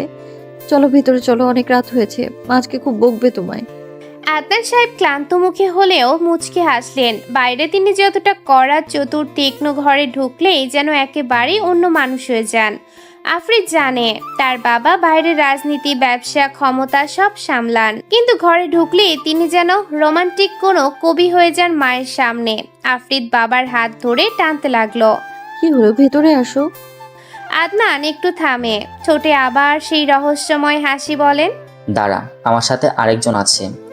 আফ্রিদ ব্রু কুচকে তাকালো, তারপর বলল, হ্যাঁ, কে সে? আদনান ঠান্ডা গলায় ডাক দিলেন। নিলয়। বাড়ির বারান্দার এক পাশে বিশাল পিলারের আড়ালে দাঁড়িয়ে থাকা একটা ছায়ামূর্তি নড়ল। ধীরে ধীরে সামনে এগিয়ে এলো ছেলেটা, কাঁধে একটি কালো রঙের ব্যাগ ঝুলছে। ছেলেটা এসে দাঁড়ালো আদনান সাহেবের পাশে। ঠিক তখনই ভেতর থেকে বেরিয়ে এলো জেসিয়া খাতুন। তার কণ্ঠ সবসময় যেমন খটখটে তেমন ভাবেই শুরু হলো। কি হলো রে? বাবা মেয়ে দরজায় দাঁড়িয়ে গল্প করছো নাকি দুইজন? কিন্তু বাক্য মাঝপথেই থেমে গেল, কারণ ওনার চোখে পড়ে অপরিচিত সেই লম্বা ছেলেটাকে। সঙ্গে সঙ্গে কপালে ভাঁজ ফেলে প্রশ্ন চড়ে দিল, এ কি, তুমি তো একা আসোনি, সাথে কাকে এনেছো? কে সে? ওর নাম নিলয়। ছেলেটা অনেক ভালো, সৎ, সাহসী, আর আমার মতো কিছুটা জেদি। আসলে আজ আমি বডিগার্ড এজেন্সির সাথে দেখা করতে যাচ্ছিলাম, কিন্তু ঢাকার ব্যস্ত রাস্তার ফুটপাতে ছেলেটার সাথে হঠাৎ দেখা হলো। দেখলাম খুরশেদের লোকদের দারুণ সাহসিকতার সাথে পিটিয়েছে। কথাবার্তা বলেও বুঝলাম তার ভিতরে সততা আছে। মনে হলো আমার মেয়ের এই বাড়ির নিরাপত্তার জন্য এর চেয়ে ভালো কাউকে খুঁজে পাবো না, তাই ওকে নিয়ে এসেছি। আদনানের এক নাগাড়ে বলা কথাগুলো শুনে মা মেয়ে দুজন অবাক হয়ে গেল, কারণ আদনান সাহেব একরকম হুট করে কোনো সিদ্ধান্ত নেন না। বিশেষ করে ঘরে কাউকে আনার ব্যাপারে তিনি সব সময় সতর্ক। মানুষ চড়াতে তার জুড়ি নেই, আর মানুষ চেনাই ভুল তার হয় না। জেসিয়া একটু বিরক্ত হলেও কিছু বলে না, শুধু নিঃশব্দে তাকিয়ে থাকে নিলয়ের দিকে। আফ্রিদও তাকালো। প্রথম দেখাতেই ছেলেটাকে এক কথায় বলা যায় চোখে পড়ার মতো। ছেলেটার লম্বা অন্তত 6 ফুটের বেশি, শরীরের গঠন অ্যাথলেটিক, কিন্তু অযথা ফোলানো পেশির মতো না, বরং শক্ত প্রশিক্ষিত মনে হয়। চোখ দুটো কালো, গভীর, যেন ভেতরে অনেক কিছু লুকানো আছে। তার মধ্যে অদ্ভুত শান্ত স্বভাবের ছাপ। আদনান ভেতরে ঢুকতে ইশারা করে। সবাই একসাথে ড্রয়িং রুমে এসে বসলো। আফ্রিদ প্রথমেই ভেঙচি কেটে তার বাবাকে বলল, বডিগার্ড এনে দিলে? তাহলে বুঝি কাল থেকে আমি কোনো প্রিন্সেস হয়ে গেলাম? আদনান সাহেব গা থেকে ঘামে ভেজা জামাগুলো খুলতে ব্যস্ত। এই ফাঁকে আফ্রিদের কথায় নিলয় মৃদু হেসে বলল, প্রিন্সেস তো ছিলেনই, এখন শুধু পাহারাদার পেলেন। জেনিয়া ব্রু উঁচু করে। ছেলেটার প্রথম কথায় বেশ শালীন, ভদ্র, আবার খানিকটা মজাও আছে। মায়ের মুখে কোনো উত্তর এলো না, কিন্তু মনে মনে স্বীকার করে ছেলেটা বেশ স্মার্ট। আচ্ছা, তুমি কি সবসময় আমার সাথে থাকবে? হ্যাঁ, যতদিন দায়িত্বে আছি। বাবা, কতদিন থাকবে সে? সেরকম হলে সারা জীবন। একে বডিগার্ড আনলে নাকি মেয়ের জামাই আনলে? হ্যাঁ, সারা জীবনের মানে কি? জেসিয়ার কথায় সবাই চুপ হয়ে গেল। নিলয় কিছু বলল না, তবে মুহূর্তেই ঘরে চাপা একটা হাসি ছড়িয়ে পড়ল। আদনান হাসে, জেসিয়াও হাসে। আফ্রিদ চোখ বড় বড় করে তাকালো, তারপর মজা করে বলে উঠল, ও, তাহলে তো ছেলেটা শুরু থেকে সিরিয়াস। হ্যাঁ, কারণ দায়িত্ব মানে সিরিয়াসনেস, আর দায়িত্ব যদি হয় কারো নিরাপত্তা, সেটা কখনো হালকা করে দেখা যায় না। দেখলে, আমি বলেছিলাম না ছেলেটা আলাদা। তুমি কি পড়াশোনা করছো বাবা? পড়াশোনা শেষ প্রায় আমার। যশোর থেকে এসেছি আমি, সেখানেই সব কিছু শেষ আমার। তারপর জীবন আমাকে অন্যদিকে টেনে নিয়েছে, তবে বই পড়া এখনো ছাড়িনি। মানুষকে বোঝা, চিনতে শেখা, এটাও এক ধরনের শিক্ষা। জেসিয়া তাকিয়ে থাকে। মনে হলো তার চোখে কিছুটা প্রশংসা, কিছুটা কৌতূহল জমছে। আফ্রিদ এবার সোজা হয়ে বসে বলল, তাহলে তুমি এখন থেকে আমার শ্যাডো, ওকে? সবসময় পেছনে পেছনে ঘুরবে, তাই তো? হ্যাঁ, তবে শুধু পেছনে না, সামনে থেকেও ঢাল হয়ে দাঁড়াতে হবে। আফ্রিদ চুপ করে গেল। তার চোখে হালকা বিস্ময়। কোনো অচেনা ছেলে প্রথম দেখায় এতটা আত্মবিশ্বাসী ভাবে, এতটা ভদ্রভাবে কথা বলবে, এটা সে আশা করেনি। আদনান চেয়ার থেকে উঠে দাঁড়ালো, তারপর বলল, ঠিক আছে, আজ থেকে তুমি এখানেই থাকবে, তোমার থাকার ব্যবস্থা করব। জি, আমি চেষ্টা করব আপনাদের আস্থা রাখতে। ঘরে হালকা একটা নীরবতা নেমে এলো। সবাই যেন মনে মনে নতুন অতিথিকে বিচার করছে। আফরিদ হেসে মায়ের দিকে তাকিয়ে ফিস ফিস করে বলল, দেখো মা, নতুন বডিগার্ড আসলেই তো একদম সিনেমার হিরোর মতো। জেসিয়ার চোখ পাকালেও মুখে চাপা হাসি খেলল। রাত গভীর হয়ে থাকে, কিন্তু নিলয়ের আগমন যেন এই বাড়িতে এক নতুন অধ্যায়ের সূচনা হলো। সেই রাতে অবশেষে সবাই একসাথে ডাইনিং টেবিলে বসলো। বিরাট টেবিলটা সাধারণত বেশ ফাঁকাই থাকে। আদনান সাহেব প্রায় বাইরে থাকেন। আফরিদ কলেজের কারণে কখনো ব্যস্ত থাকে, আর জেসিয়া রেগে গিয়ে অনেক সময় আলাদাভাবে খেয়ে নেয়। কিন্তু আজকে অদ্ভুতভাবে টেবিলে এক ধরনের পূর্ণতা এসেছে। টেবিল সাজানো হয়েছে জমকালোভাবে। গরম গরম ভাত, মুরগির রোস্ট, শুটকির ভর্তা থেকে শুরু করে জেসিয়ার হাতে বানানো পায়েস পর্যন্ত সবই আছে। আফরিদ মুচকি হেসে তার বাবার দিকে তাকালো। বাবা দেখো, আজকে মা এত রকম খাবার করেছে তোমার জন্য। তুমি তার মেয়েকে ঠিক মতো বাড়িতে পৌঁছে দিয়েছিলে বলে। চুপ করো, মেয়ে মানুষ, মুখ থেকে কিছু লুকানো যায় না। খাবারগুলো অনেক সুন্দর লাগছে আন্টি, সত্যি বলছি। এমন আয়োজন আমি অনেক দিন দেখিনি। আসলে মা বাবা নেই তো, তাই হয়তো এত খাবার কখনো দেখবো ভাবিনি। এই কথাটাই যেন জেসিয়ার মন গলিয়ে দিল। তিনি ভেতরে ভেতরে খুশি হলেও মুখে কোনো প্রশংসা প্রকাশ করলো না। শুধু প্লেটে ভাত তুলে দিল নিলয়ের। খাওয়ার সময় আদনান সাহেব কিছুই বলল না। তিনি চুপচাপ খাচ্ছিল, তবে চোখে মুখে বোঝা যাচ্ছিল তিনি পরিবারের সঙ্গে বসে খাওয়ার আনন্দ উপভোগ করছে। আফরিদ অবশ্য চুপ করে থাকার মেয়ে না। নিলয়ের দিকে তাকিয়ে একের পর এক প্রশ্ন করতে লাগলো। আচ্ছা বাবা, বডিগার্ড ছেলেটা যদি তোমার মেয়েকে নিয়ে পালিয়ে যায়? আবার খুঁজে আনবো। চুপচাপ খাতো। নিলয় মৃদু হাসি দেয়। বুঝতে পারে আফরিদ মেয়েটা বেশ অন্যরকম। জেসিয়ার কানের কাছে মুখ এনে আফরিদ বলে, মা দেখছো, ছেলেটা খুব সিরিয়াস টাইপ। যা বললাম ছেলেটা বুঝেছে। আমি তার চিন্তা ভাবনা জানতে চাচ্ছি, কোনো উত্তর দিল না সে। তুই আবার কোনো দুষ্টুমি করবি না, ছেলেটার দায়িত্ব আছে। খাওয়া শেষে সবাই যখন উঠে গেল, আদনান সাহেব নিলয়কে নিয়ে বাড়ি ঘুরে দেখালেন। তারপর তার জন্য একটি ঘর ঠিক করা হলো, আফরিদের পাশের ঘর। ঘরটা ছোট হলেও পরিষ্কার পরিচ্ছন্ন। জানালা দিয়ে চাঁদের আলো আসছিল। নিলয় ব্যাগটা রেখে বসলো বিছানার এক পাশে। নতুন শহর, নতুন মানুষ, নতুন কাজ, সব কিছুই যেন শুরু হচ্ছে নতুন করে। কেমন হবে আগামীর দিনগুলো সে জানে না। ওদিকে আফরিদ নিজের ঘরে শুয়ে আছে। বাতি নিভিয়ে দিয়েছে, কিন্তু ঘুম আসছে না। তার মাথায় ঘুরপাক খাচ্ছে। নতুন সেই ছেলেটা নিলয় দেখতে একদম খারাপ না, বরং অনেকটা সিনেমার হিরোর মতো। লম্বা, শান্ত দুটো চোখ। আফরিদ ভেবেই যাচ্ছে, কেমন করে বাবা এত সহজে এই ছেলেটাকে নিয়ে এলো? নিশ্চয়ই কিছু একটা আছে। হয়তো সত্যিই আমি প্রিন্সেস, আর এই নিলয় হলো আমার বডিগার্ড। সিনেমার মতো না? তারপর হঠাৎ নিজের মনে লজ্জা পেয়ে গেল। বালিশে মুখ গুজে ফেলল, যেন কেউ তার মনের কথা শুনে ফেলবে। অন্যদিকে নিলয় বিছানার বসে জানালা দিয়ে আকাশ দেখছে। দূরে দূরে গাড়ির শব্দ, কুকুরের ঘেউ ঘেউ, ঢাকার রাতের চেনা সুর। বাড়ির চারপাশে নির্ঘুম সিকিউরিটি হেঁটে বেড়াচ্ছে। তার মনে হচ্ছে আজ তার জীবন সত্যি বদলে গেছে। সে ছিল এক সাধারণ ছেলে, ফুটপাতে দাঁড়িয়ে অন্যায়ের প্রতিবাদ করছিল, আর এখন সে বসে আছে এক প্রভাবশালী মানুষের বাড়িতে। তার মেয়ের বডিগার্ড হওয়ার দায়িত্ব নিয়ে সে নিজেকে বলল। তার চোখে ভেসে উঠল বাচ্চা দুটোর মুখ, ফুটপাতের সেই দুটো বাচ্চা।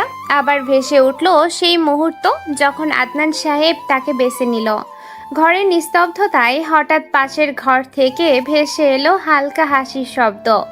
মনে হলো আফরিদ কিছু ভেবে একা একা হাসছে। নিলয় চোখ বন্ধ করে মৃদু হাসলো। ভাবলো এই মেয়েটাকেও পাহারা দিতে হবে, শুধু বাইরের বিপদ থেকে নয়, নিজের দুষ্টুমির হাত থেকেও।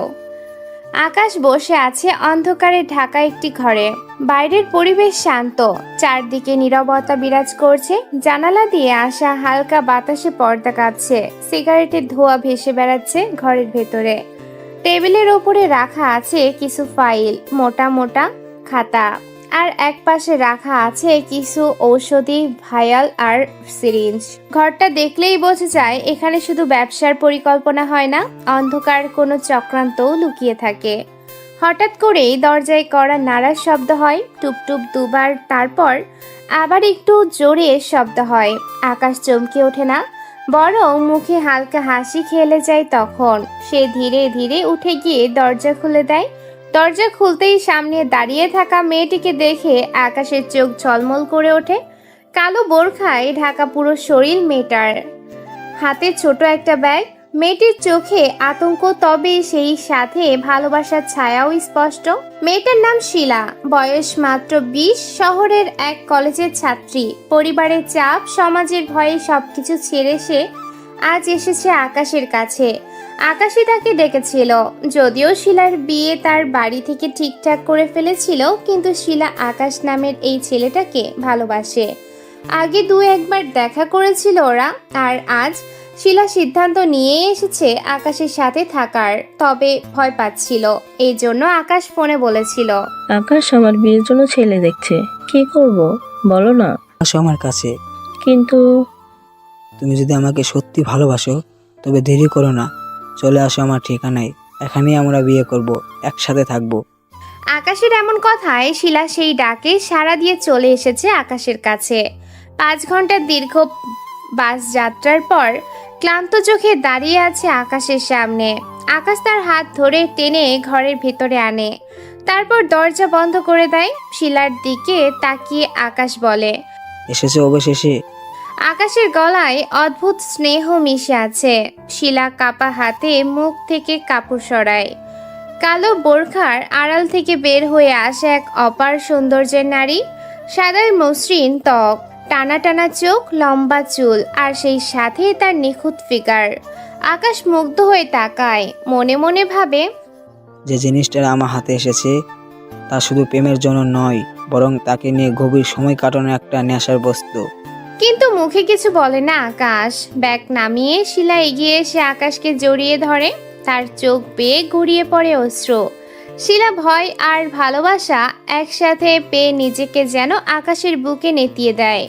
শিলা বলে, আকাশ, আমি চলে এসেছি, আমার আর ফেরার পথ নেই। এখন তুমি বলো কখন আমাদের বিয়ে হবে। আমি তো সব ছেড়ে এলাম, তুমি ছাড়া কিন্তু আমার আর কেউ নেই। আকাশ মুচকি হাসে। আকাশ ভালোবাসার কোমলতায় তার মাথায় চুমু খায়, ঠোঁটে হালকা স্পর্শ করে। কিছু সময় দুজন একে অপরকে আঁকড়ে ধরে থাকে। তারপর আকাশ শিলার কানের কাছে মুখ এনে মৃদুস্বরে বলে, একটু পরেই হবে সব, সব ঠিক হয়ে যাবে, ভয় পেও না, আমি তো আছি। শিলা গভীর বিশ্বাসে মাথা নেড়ে আকাশকে আবার চুমু খেতে থাকে, তার হৃদয় ভর্তি পূর্ণ ভালোবাসায়। সে ভাবে এটাই তার জীবনের সবচেয়ে সাহসী সিদ্ধান্ত, আর আকাশই তার ভবিষ্যৎ। কিন্তু আকাশের চোখে অন্যরকম আগুন। সে হঠাৎ পকেটে হাত ঢুকিয়ে বের করে আনে একটি ইঞ্জেকশন, তাতে ড্রাগস ভরা। শিলা তখনও তাকে আঁকড়ে আছে। আকাশ ঠান্ডা মাথায় শীতল দৃষ্টিতে এক মুহূর্ত দেরি না করে ইঞ্জেকশনটা গেঁথে দেয় শিলার বাহুতে। আকাশ। শিলার কণ্ঠ থেমে আসে, তার দেহ ঢলে পড়ে, চোখের আলো স্নান হয়ে আসে। কিছুক্ষণের মধ্যেই পুরো শরীর নিস্তেজ হয়ে যায়। বিছানায় ধপ করে পড়ে আকাশ। আকাশ শান্তভাবে দাঁড়িয়ে থাকে। পকেট থেকে সিগারেটের প্যাকেট থেকে সিগারেট বের করে, তারপর সিগারেট ধরিয়ে এক টান দেয়। ঠিক তখনই দরজা খুলে ভেতরে ঢোকে সাদিক। লম্বা চওড়া শরীর, মুখে রুক্ষ দাড়ি, চোখে ভয়ঙ্কর দৃষ্টি গেঁথে আছে। সে আকাশের সবচেয়ে বিশ্বস্ত লোক। সে বলে, আকাশ, কাজ হয়ে গেছে। সাদিক হালকা গলায় জিজ্ঞেস করে। আকাশ সিগারেটের ধোঁয়া ছাড়তে ছাড়তে বলে, হ্যাঁ, মেয়েটা রেডি, নিয়ে যাও ওকে। নতুন মেয়েদের সাথে রাখো, আজ রাত্রি বাইরে পাঠানো হবে, সবগুলো ঠিকঠাক গুনে নিও। সাদিক মাথা নেড়ে সম্মতি জানায়। বাইরে থেকে আরো দুজন ঢোকে। তারা শিলাকে তুলে নেয় যেন সে শুধু একটা মালপত্র। নিথর শরীরটা টেনে নিয়ে যায় ওরা। ঘর আবার নিস্তব্ধ হয়ে যায়। আকাশ জানালার দিকে তাকিয়ে সিগারেটের ছাই ছাড়ে, মুখে ফিসফিস করে বলে, ব্যবসার জন্য ভালো মাল হাতে এসেছে, এটাই আমার খেলা। ভালোবাসা শুধু প্রলোভন, আসল জিনিস হলো ক্ষমতা আর টাকা। আকাশ শুধু একজন প্রেমিক নয়, তার পরিচয় অনেক গভীর। সে দেশের এক প্রভাবশালী হোম মিনিস্টারের ছেলে। সবার সামনে পরিচ্ছন্ন ব্যবসায়ী, রপ্তানির কোম্পানি চালায়, বিদেশে কনফারেন্সে যায়, পত্রিকায় সাক্ষাৎকার দেয়। কিন্তু গোপনে তার আসল ব্যবসা ভয়ঙ্কর। মেয়েদের প্রেমের ফাঁদে ফেলে, ড্রাগস দিয়ে অচেতন করে পাচার করে দেয় বিদেশে। মধ্যপ্রাচ্য থেকে ইউরোপ, যেখানে চাহিদা সেখানেই যায় মেয়েরা। শিলার মতো অনেকেই এইভাবেই ধরা পড়েছে। কেউ ভালোবাসার নামে এসেছে, কেউ চাকরির আশায়, কেউ বা আবার পরিবারের দারিদ্র্যের চাপে, আর সবাই শেষমেশ পরিণত হয় ব্যবসার পণ্য হয়ে। আকাশ জানে তার বাবার রাজনৈতিক ক্ষমতা সবকিছু ঢেকে রাখবে, তাই সে ভয় পায় না। তার জন্য মেয়েরা শুধু সংখ্যা, শুধু লাভের অঙ্ক মাত্র। অন্যদিকে শিলা, যে বিশ্বাস করেছিল আকাশই তার পৃথিবী, এখন অচেতন দেহ নিয়ে বন্দী হয়ে যাচ্ছে অন্ধকার জগতে। সে জানে না সামনে কি অপেক্ষা করছে। তার মনের ভেতরে ভালোবাসা যে বীজ ছিল, তা এক মুহূর্তে পরিণত হলো বিষ ফলে। শিলার চোখ হয়তো আবার এক সময় খুলবে, কিন্তু তখন সে থাকবে অপরিচিত কোনো দেশে, অপরিচিত খাঁচায়, যেখানে স্বাধীনতা নেই, বিয়ে নেই, শুধু শরীর বিক্রির নিষ্ঠুরতা থাকবে। সাদিকতার দলের কাজ হলো এসব মেয়েকে গোপনে পরিবহন করা। তারা বিশেষ বাড়িতে মেয়েদের আটকে রাখে, যেখানে দিন রাত পাহারা থাকে। সেই বাড়িতে আছে আরো অনেক শিলার মতো মেয়ে। কেউ কাঁদছে, কেউ বোবা হয়ে গেছে, কেউ বা মৃত্যুর অপেক্ষায়। রাত হলে গাড়ি আসে, কালো কাচ ঢাকা প্রাইভেট কারে বা ট্রাকে করে মেয়েদের তুলে নিয়ে যাওয়া হয়। সবকিছু এত পরিকল্পিত যে বাইরে কেউ কিছু আঁচ করতে পারে না। আকাশ জানে এই ব্যবসা তার জন্য শুধু টাকার উৎস নয়, ক্ষমতারও হাতিয়ার।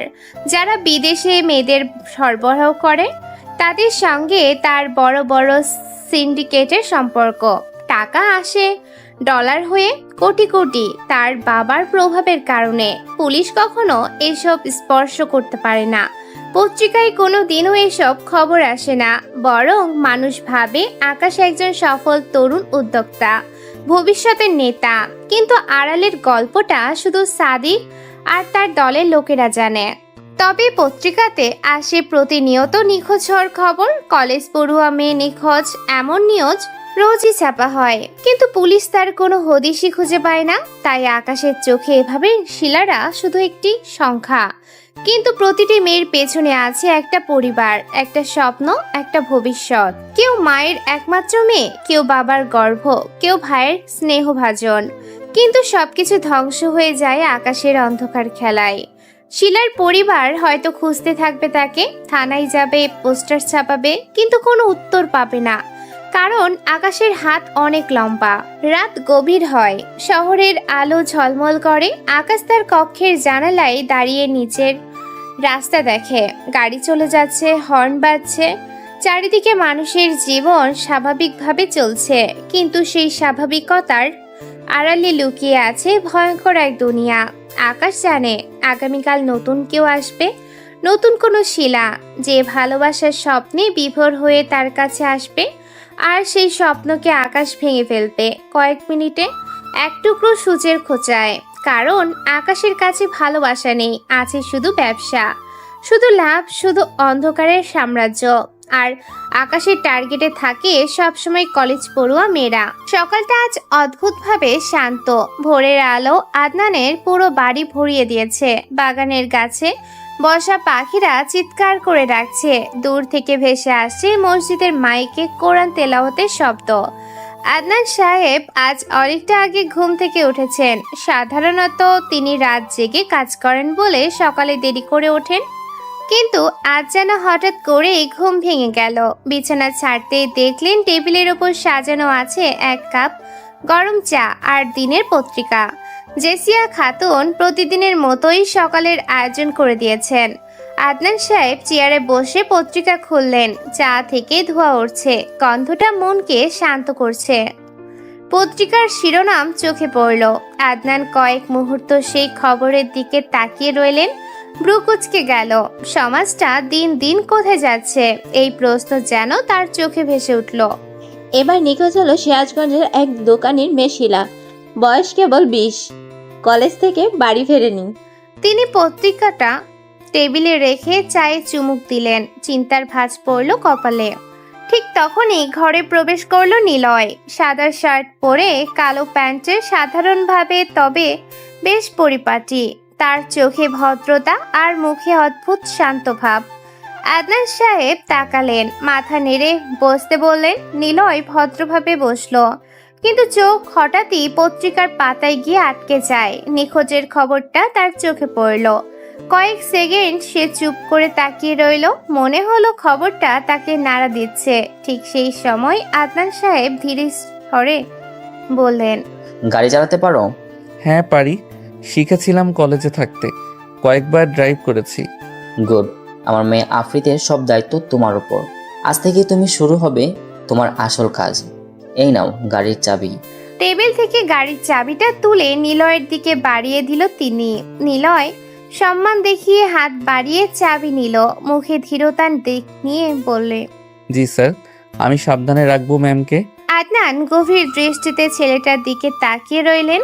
তার চোখ যেন পরীক্ষা করছে, এই ছেলে সত্যি পারবে তো দায়িত্ব নিতে। কিন্তু নিলয়ের ধীর কণ্ঠস্বর আর ভদ্রতা দেখে মনে মনে সন্তুষ্ট হলেন। ঠিক তখনই ঘরে প্রবেশ করলো আফ্রিদ। আজকে যেন সে অন্য রকমই লাগছে।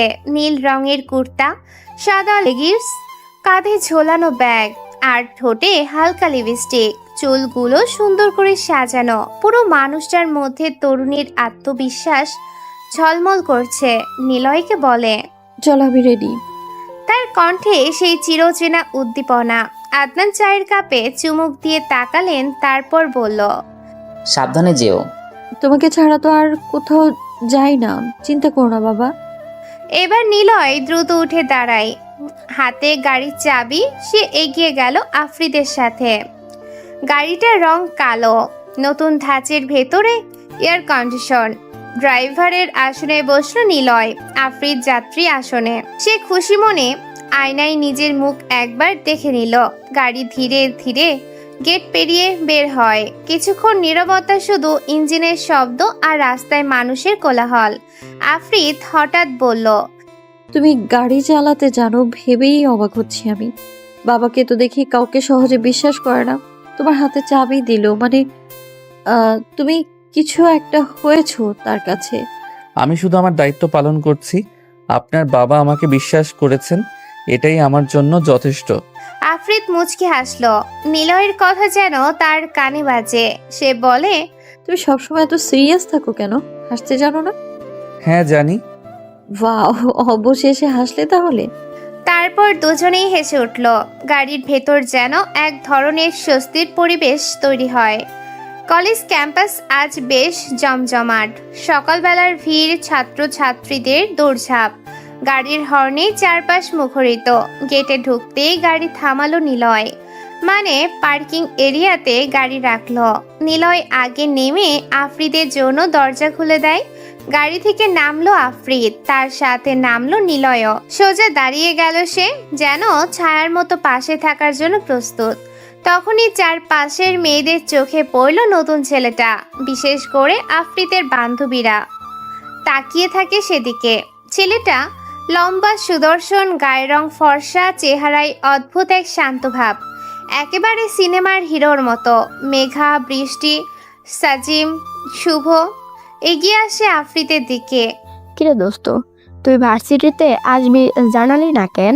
কেন রে, তোরাও তো জানাস না। থাকুক, বজ্জাত ভেবেছিল তুলে নিয়ে বিয়ে করবে, কত বড় সাহস। নিলয়ের দিকে সবাই তাকায়। আফ্রিদ হেসে বলে, আর বলিস না, কালকের অমন ঘটনার পর বাবা সারাটা সময় বডিগার্ড খুঁজে বেরিয়েছে। শেষে মাঝরাতে ছেলেটাকে বাসায় আনে, বডিগার্ড হিসেবে লাগিয়ে দিয়েছে। সবাই তাকায় আবার নিলয়ের দিকে। এমন সুদর্শন ছেলেকে বডিগার্ড করা যায় নাকি? তোরা কি থামবি? কিছু ছেলে হিংসে ভরে তাকালো, আবার কত মেয়েরা এক রকম ক্রাশ খেলো। কেউ কেউ লুকিয়ে ছবি তুলতে লাগলো।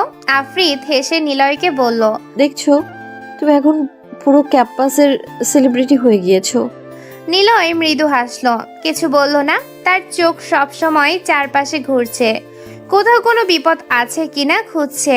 এমন সময় আফরাজ আর তার বন্ধুরা আসে আফ্রিদের সামনে। আফরাজ এসে আফ্রিদের হাত ধরে বলে, শোনো আফ্রিদ, তোমাকে ভালোবাসি বলে খারাপ কিছু করিনি।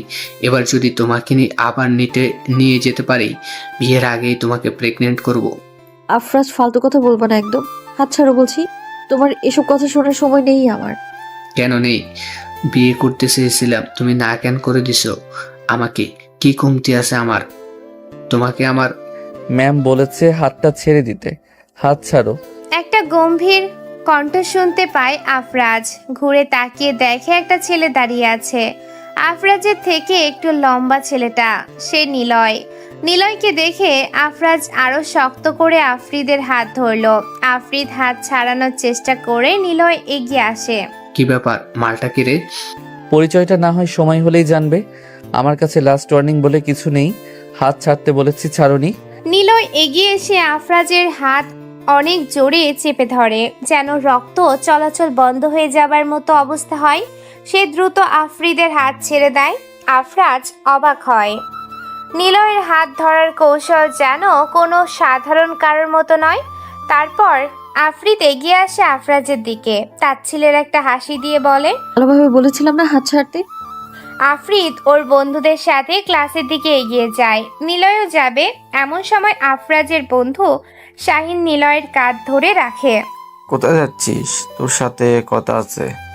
তোর তো দেখে অনেক হিরো সাজার শখ। তুই জানিস না কার সাথে ঝামেলা বাঁধিয়েছিস? এমপির ছেলে আমি। তোকে এই শহর, এই দুনিয়া থেকে সরাবো আমি। Best of luck bro. Niloy ঘুরে তার কাঁধ থেকে হাত সরিয়ে দেয়। ক্লাসরুমের দিকে হাঁটতে হাঁটতে আফ্রিদ বন্ধু বান্ধবীদের সাথে কথা বলতে থাকে, কিন্তু তার ভেতরে কোথাও যেন গর্ব কাজ করছে। এমন একজন বডিগার্ড আছে আমার।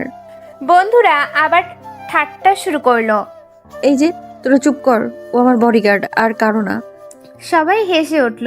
শহরের একটি এতিমখানার পাশে একটা বিরাট বড় ডোবা আছে। সেই ডোবার ভেতরে লাশ হয়ে পড়ে আছে 8 বছরের দুটো ছেলে।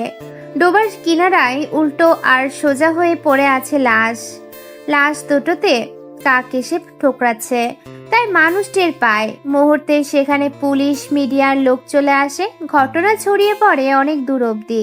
কিন্তু এই ছেলে দুজন কারা? পুলিশ আশেপাশে খোঁজ করে জানতে পারে আল হিকমা এতিমখানায় থাকে এই দুজন ছেলে। পুলিশ সেখানে আসে। এই এতিমখানার মালিক জয় আহমেদ পুলিশদের সামনে বসে আছে। পুলিশ অফিসার অনেক সোজাসুজি প্রশ্ন করলো জয়কে। দেখুন অফিসার, আমি অনেক কাজে ব্যস্ত থাকি, তবে শুনেছি ওই ছেলে দুটো নাকি প্রায় রোজ বাজারে চুরি চিন্তাই করে বেড়াতো। অনেক অফিস রুমের আশেপাশে তাকায়। টেবিলে এক প্যাকেট সিগারেট পড়ে থাকতে দেখে জয় চোখে অদৃশ্য এক ধোঁয়া যেন। অনেক আবার বলে, তাদের গায়ে আঘাতের চিহ্ন, মনে হচ্ছে আগেই পিটিয়ে মারা হয়েছে, তারপর লাশ পানিতে ফেলে দেওয়া হয়েছে। অনেকের মনে হাজারটা প্রশ্ন, তবে সে জানে জয়ের হাত কত লম্বা।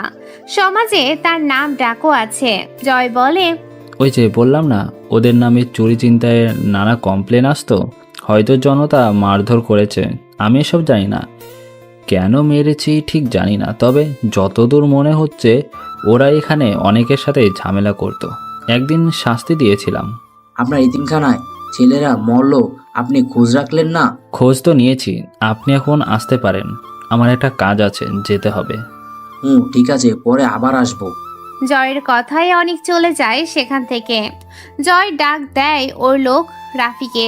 রাফি এগিয়ে আসে।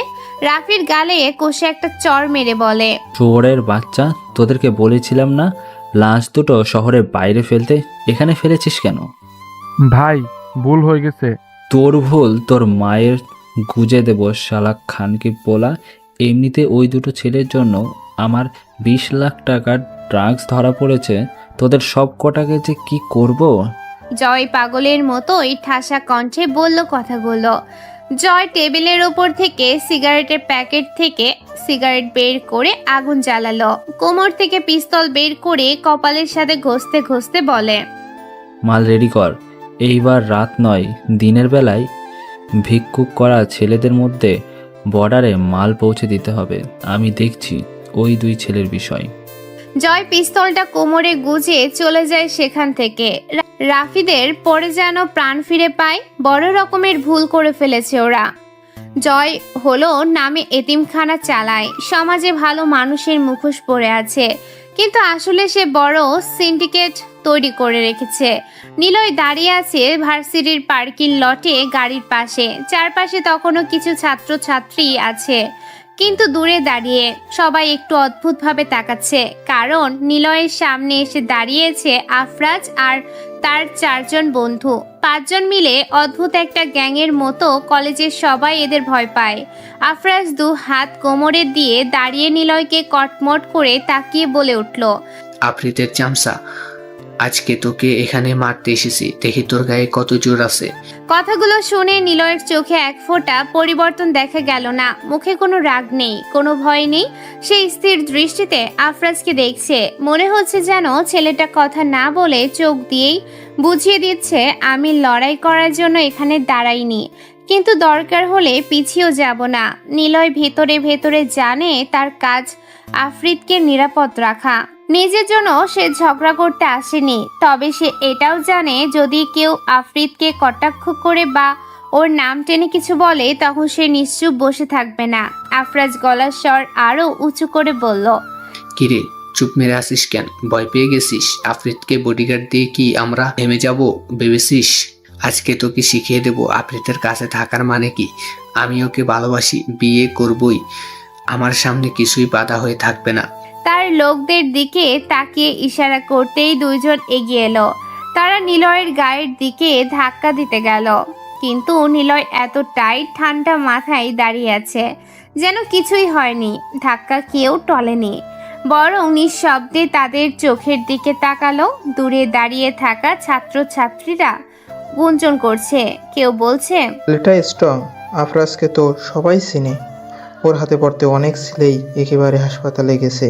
কিন্তু নিলয়ের ভাব ভঙ্গি অন্যরকম। সে জানে মারামারির পেছনে পড়লে পরিস্থিতি আরো খারাপ হবে, আফ্রিদের সুনাম ক্ষুণ্ণ হবে। তবুও আফরাজ থামছে না। সে বলল, আজকে তোর মুখ মেরে বাঁকা না করলে আমার নামই আফরাজ নই। ছেলেরা লাগাও এটার উপরে। চারিদিক থেকে 4 জন এগিয়ে এলো। একজন ঘুষি ছুড়ল নিলয়ের দিকে। নিলয় পাশ কাটিয়ে সরে যায়। আরেকজন পেছন থেকে লাথি মারতে গেল। নিলয় হাত দিয়ে তার পা আটকালো।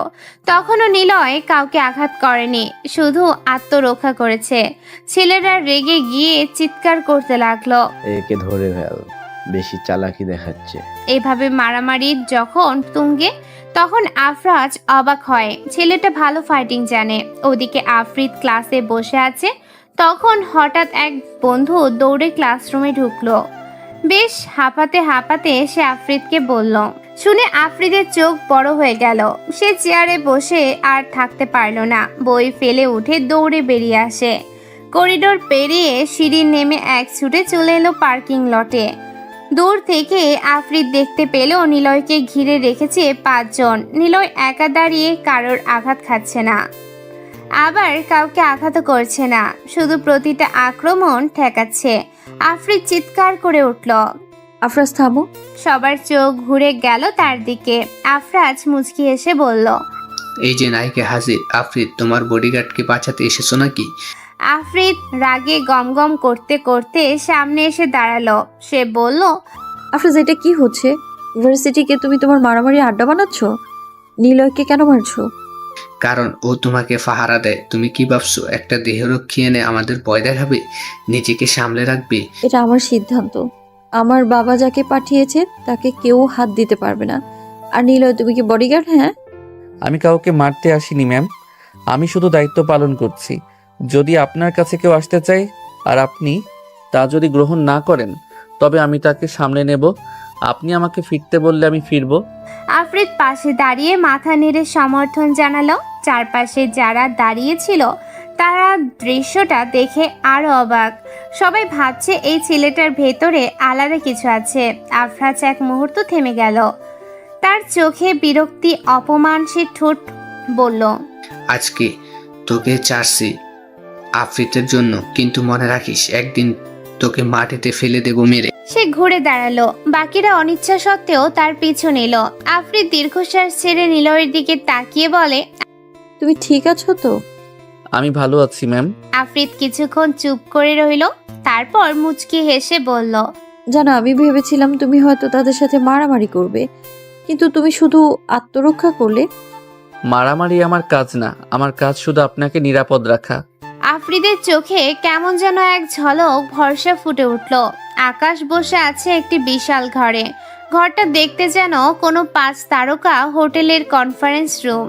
চারপাশে ঝাড় বাতির আলো, মেঝেতে নরম কার্পেট বিছানো, দেয়ালে আধুনিক চিত্রকর্ম ঝুলছে, কিন্তু সেই চাকচিক্যের আড়ালে লুকানো আছে এক ভয়ঙ্কর অন্ধকার। সামনে লম্বা টেবিল ঘিরে বসা 10 জন যুবক। তারা সবাই সুদর্শন, পরিপাটি পোশাক পরা, কারোর চোখে চশমা, কারোর হাতে দামি ঘড়ি, কিন্তু তাদের হাসির আড়ালে লুকিয়ে আছে পাপের ইতিহাস। প্রত্যেকে আকাশের দলের সদস্য। প্রায় 3 বছর হলো তারা আকাশের হয়ে কাজ করছে। কলেজ, ভার্সিটি, ক্লাব, ফেসবুক, যেখানেই সুযোগ পায় মেয়েদের ফাঁদে ফেলে নিয়ে আসে এই ছেলেরা। টেবিলের ওপরে সাজানো খাম, প্রতিটি খামের ভেতরে আছে মাসিক বেতন, সাথে ছোট ছোট কালো রঙের বক্স। আকাশ ধীরে ধীরে দাঁড়িয়ে সবার দিকে তাকায়, হাতে সিগারেট, আঙুলে দামি আংটি পরা। সে আগুন ধরিয়ে টান দেয়, তারপর ধোঁয়া ছেড়ে গম্ভীর কণ্ঠে বলে। ছেলেরা মাথা নেড়ে জি স্যার বলে। কারোর মুখে লোভের হাসি, কারোর মুখে ভয়ের ছাপ স্পষ্ট। আকাশ আবার বলতে থাকে, বাইরে কান্ট্রিতে দেশি মেয়েদের চাহিদা প্রচুর। বিদেশিরা ভাবে আমাদের মেয়েরা সুন্দর, সরল, অনুগত, আর ওদের বিক্রি করে আমি কোটি কোটি টাকা কামাচ্ছি। তোমরা তোমাদের মতো করে মেয়ে পটিয়ে আনো। বক্সের নতুন 1 বছরের জন্য যতগুলো সিম দরকার সব আছে। আলাদা নাম্বার ব্যবহার করবে যেন কেউ ধরতে না পারে। আর একটা শর্ত, ধরা পড়লে তোমরা আমাকে চিনো না, আমিও তোমাদেরকে চিনি না। মনে রেখো, তোমরা কখন কি করো, এমনকি বাথরুমে কি সাবান ব্যবহার করো, সেটার খবর আমি জানি। তাই কেউ চালাকি করার চিন্তাও করবে না। ঘরের ভেতর নীরবতা নেমে আসে, শুধু সিগারেটের ধোঁয়া ভাসে। সবাই বলে মাথা নাড়ায়। আকাশ এবার মাথা ঘুরিয়ে বলে, সাদিক কাকা, সবাইকে বের করে দাও। সাদিক এগিয়ে আসে, লম্বা দেহ, কড়া মুখাবয়ব। সে আকাশের সবচেয়ে বিশ্বস্ত লোক, একরকম ছায়ার মতো তার পাশে থাকে। সাদিক হাত নেড়ে সবাইকে বের হতে বলে। একে একে ছেলেরা খাম আর বক্স নিয়ে ঘর থেকে বেরিয়ে যায়। ঘরে শুধু আকাশ আর সাদিক বসে। আকাশ চেয়ারে হেলান দিয়ে সিগারেট টানে, তারপর গলা নামিয়ে বলে, আফরাজকে বলেছিলাম নতুন মেয়ে পটিয়ে আনতে, সে কি করেছে? সাদিক ধীর কণ্ঠে উত্তর দেয়, স্যার, আফরাজ আদনান সাহেবের মেয়েকে ভালোবেসে ফেলেছে। মেয়েটার সাথে সিরিয়াস হয়ে পড়েছে। আমাদের কাজ এখন একটু ধীরে করছে। ও আচ্ছা, আফরাজের সাথে পরে কথা বলবো। ভালোবাসা আর কাজ একসাথে চলে না। কাকা, তুমি নতুন ছেলে খুঁজে বের করো ভার্সিটিতে। এমন ছেলে চাই যার প্রথম দেখাতে মেয়ে পড়বে। ঠিক আছে, আমি 2-1টা ছেলেকে নজরে রেখেছি, তাদের দিয়ে টেস্ট করিয়ে নেব। যাদের কথায় মেয়ে গলে যায় তারাই আমাদের কাজের লোক। আকাশ সাদিকের কথা শুনে তৃপ্তির হাসি হেসে বলে, এটাই চাই। আমাদের দরকার টাকা। আমি যাই মসজিদে টাকা দান করি। আমি কিছুই করি না, সবই উপরওয়ালার ইশারা। উনি যা দেন আমি তা দান করি। আল্লাহর পথে দান করতে হয়। আর হ্যাঁ, কাজ শেষে নামাজ পড়তে ভুলবে না। সাদিকও হেসে বলে, স্যার, আল্লাহর নাম আমাদের ঢাল। মানুষ ভাবে আমরা খোদাভীরু, অথচ আমরা পৃথিবীর সবচেয়ে বড় খেলোয়াড়। দুজনের হাসি মিশে যায়। আকাশ হঠাৎ দাঁড়িয়ে জানালার দিকে যায়। বাইরে দূর সূর্যাস্তের আলো ঝলমল করছে। সে হালকা গলায় বলতে থাকে, মানুষ ভাবে আমি শুধু ব্যবসায়ী, তারা জানে না আসল ব্যবসা কি। আমি প্রতিদিন মসজিদে টাকা দান করি, গরিবের হাতে ভাত তুলে দিই। সবাই ভাবে আমি আল্লাহর পথে দান করি, অথচ আমি যা করি সবই আল্লাহর ইশারা। উনি দেন, আমি দান করি। মানুষ আমাকে সাধু ভাবে, কিন্তু আসলে আমি কে তা কেউ জানে না। সাদিক দাঁড়িয়ে থাকে। আকাশ হঠাৎ হাতে ধরা রিমোট চাপে। সামনের দেয়াল জুড়ে বিশাল স্ক্রিনে ভেসে ওঠে একটি ঘর। ক্যামেরার ভেতরে দৃশ্য। রুমের মধ্যে গাদাগাদি করে বসে আছে প্রায় 30 জন মেয়ে। কারো বয়স 18, কারো কারো আবার 20-এর বেশি না। অনেকেই কান্নায় ভেঙে পড়েছে, কেউ চিৎকার করছে, কেউ দেয়ালে মাথা ঠুকছে। তাদের চোখে আতঙ্ক, শরীরে ক্লান্তি, যেন সবাই জীবন্ত কবরের মধ্যে বন্দী। দেখছো কাকা, ওরা সবাই এখন আমার জালে বন্দি। শীঘ্রই বিদেশে যাবে ওরা। সেখানে ওদের শরীর বিক্রি হবে ডলার আর রিয়ালে। আকাশ জোরে হেসে ওঠে। সেই হাসিতে আছে হিংস্রতা, নিষ্ঠুরতা, যেন সে কোনো মানুষ না, রক্তচোষা দানব। ঠিক তখন বাইরে ভেসে আসে আজানের ধ্বনি। আকাশের মুখ এক মুহূর্তে গম্ভীর হয়ে যায়। সে পকেট থেকে একটি সাদা টুপি বের করে মাথায় পরে, তারপর ড্রয়ার থেকে তসবিহ তুলে নেয় হাতে। চলো কাকা, নামাজ পড়তে যাই। আল্লাহর কাছে কৃতজ্ঞতা প্রকাশ করতে হবে। মনে রাখবে, নামাজ, রোজা, জাকাত এগুলো আমাদের ধর্ম। আকাশের কথা শুনে সাদিক মাথা নিচু করে দাঁড়িয়ে থাকে। আকাশ দরজার দিকে এগিয়ে যায়, এক হাতে তসবিহ, মাথায় টুপি, ঠোঁটে কোরআনের আয়াতের মতো শব্দ ফিসফিস করছে। ঘরের ভেতরের টেবিলে এখনো পড়ে আছে সিগারেটের আধা খাওয়া অংশ আর খামের টাকা আর খালি বক্স। আর স্ক্রিনে এখনো কাছে মেহরাব, যাদের জীবনের আলো নিভে গেছে, কিন্তু দুনিয়ার কাছে সবকিছু ঢাকা পড়ে আছে আকাশের ভণ্ডামির আবরণে। আকাশের জীবনে এটাই আসল বৈশিষ্ট্য। বাইরে সে দানশীল, ধর্মপ্রাণ, ব্যবসায়ী যুবক। সংবাদপত্রে তার ছবি ছাপা হয়, মসজিদের ইমাম তার নাম নিয়ে দোয়া করে, কিন্তু অন্দরমহলে সে হচ্ছে মানব পাচারকারী, ড্রাগস ব্যবসায়ী, মেয়েদের দেহকে পণ্য বানানো এক শয়তান। এই দুই মুখই তার অস্ত্র। একদিকে সমাজের চোখে সে সৎ, অন্যদিকে অন্ধকারে সে রাজা। স্ক্রিনে দেখা সেই ঘরের মেয়েরা দিন রাত বন্দী হয়ে থাকে। তাদের খাওয়ার জন্য দেয়া হয় ভালো ভালো খাবার, কিন্তু বাইরের বেরানোর সুযোগ নেই। কাছে মোবাইল নেই, কারোর সাথে যোগাযোগও নেই। অনেক মেয়েই ভেবেছিল প্রেমিকের ডাকে এসেছে, কেউ আবার চাকরির প্রতিশ্রুতিতে। আর এখন তারা বুঝতে পারছে সবই ছিল ফাঁদ। কিছু মেয়ে প্রতিদিন কাঁদতে কাঁদতে অবসন্ন হয়ে পড়ে, কেউ আবার চুপচাপ হয়ে গেছে যেন নির্বাক মূর্তি, কিন্তু তাদের চোখে ভয়ের ছাপ সব সময় একই থাকে। আকাশ মসজিদের ভেতরে ঢোকে, পাশে সাদিক। মানুষজন ভিড় করে তার সাথে কর্মর্দন করতে, কারণ তারা জানে না আসল সত্য। ইমাম সাহেব তাকে সম্মানের আসনে বসান। আকাশ মাথা নিচু করে তসবিহ ঘোরাতে থাকে, যেন সে পৃথিবীর সবচেয়ে ধার্মিক মানুষ। কিন্তু সেই মুহূর্তে তার স্ক্রিনে দেখা মেয়েগুলোর তাদের কান্না থেমে নেয়। তাদের চোখ এখনো সাহায্যের জন্য তাকিয়ে আছে। আকাশের ঠোঁটে আবারও হাসি খেলে যায়। সে জানে যতদিন ক্ষমতা আর টাকা আছে ততদিন আর তার সাম্রাজ্য ভাঙবে না।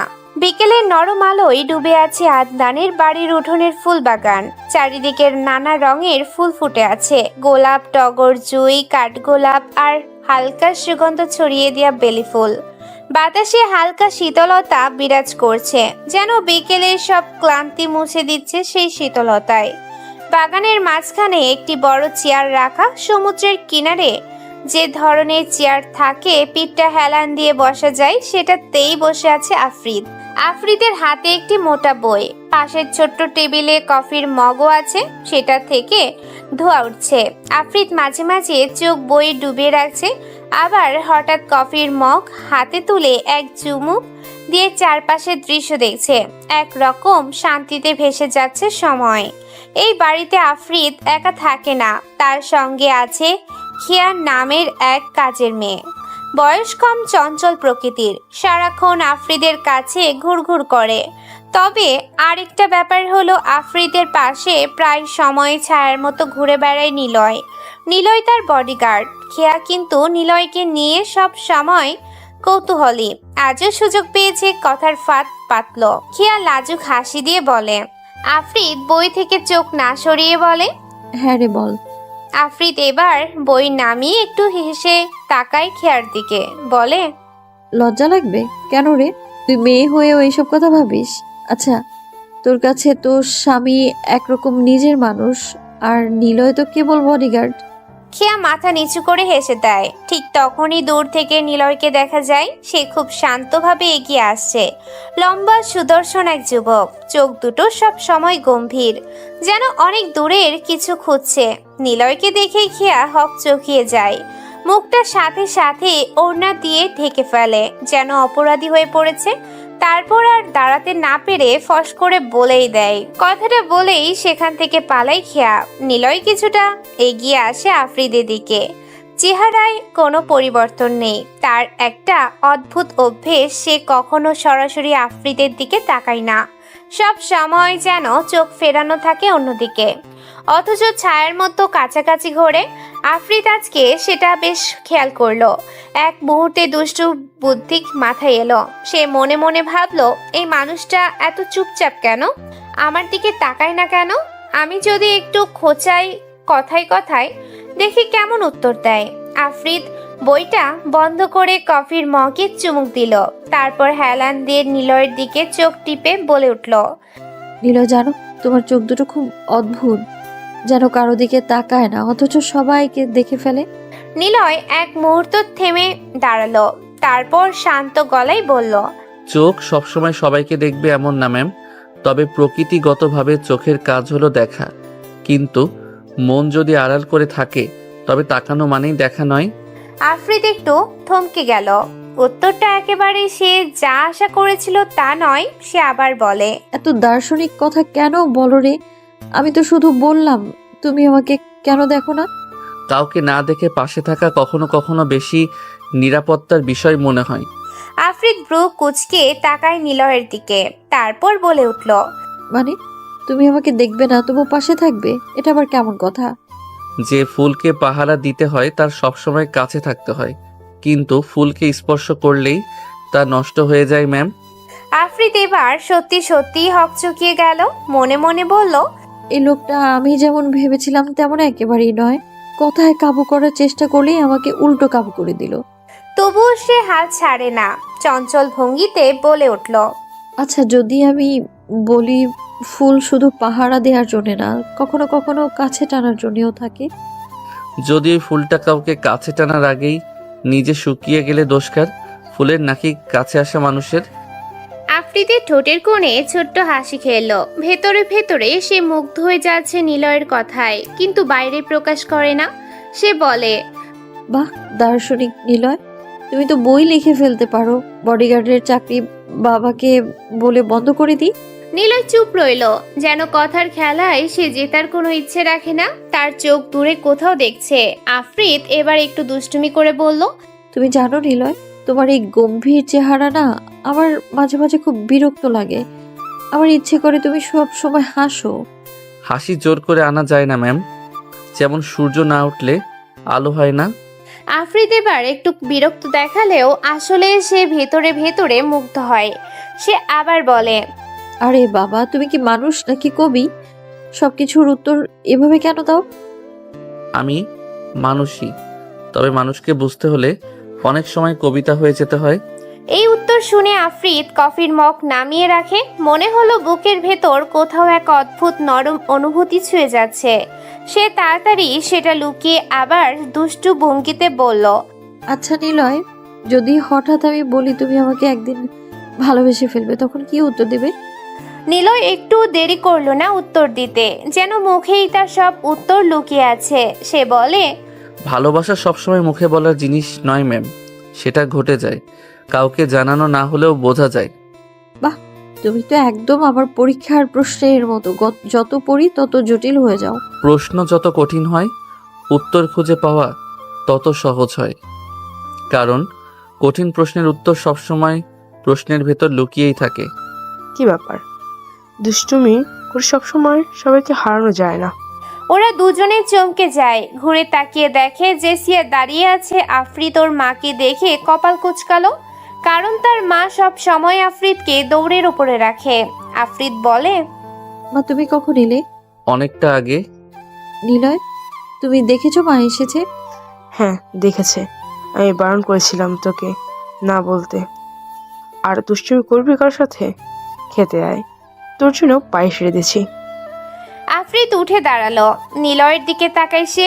আফরিদ পৌঁছে গেছে। নিলয়ের সাথে যতই দুষ্টুমি করুক, নিলয় তা চুপচাপ সহ্য করতে পারবে। বিকেলের আলো ধীরে ধীরে স্নান হয়ে গেল। পাখির ডাক কমে আসতে শুরু করেছে। ফুল বাগানের গন্ধ আরো ঘন হয়ে উঠতে থাকে। আফরিদ মনে মনে ভাবে, আমি ভেবেছিলাম নিলয়কে সহজেই কথায় হারাবো, কিন্তু উল্টো সে প্রতিটা কথা আমায় জড়িয়ে ফেলছে। এই মানুষটার ভেতরে কি আছে কে জানে। আকাশ বাড়িতে এসেছে। ক্লান্ত, কিছুটা রাগী চেহারা বিরাজ করছে ওর মাঝে। দরজার সামনে এসে কলিং বেল বাজাতেই ভেতর থেকে দৌড়ে আসে মিহি।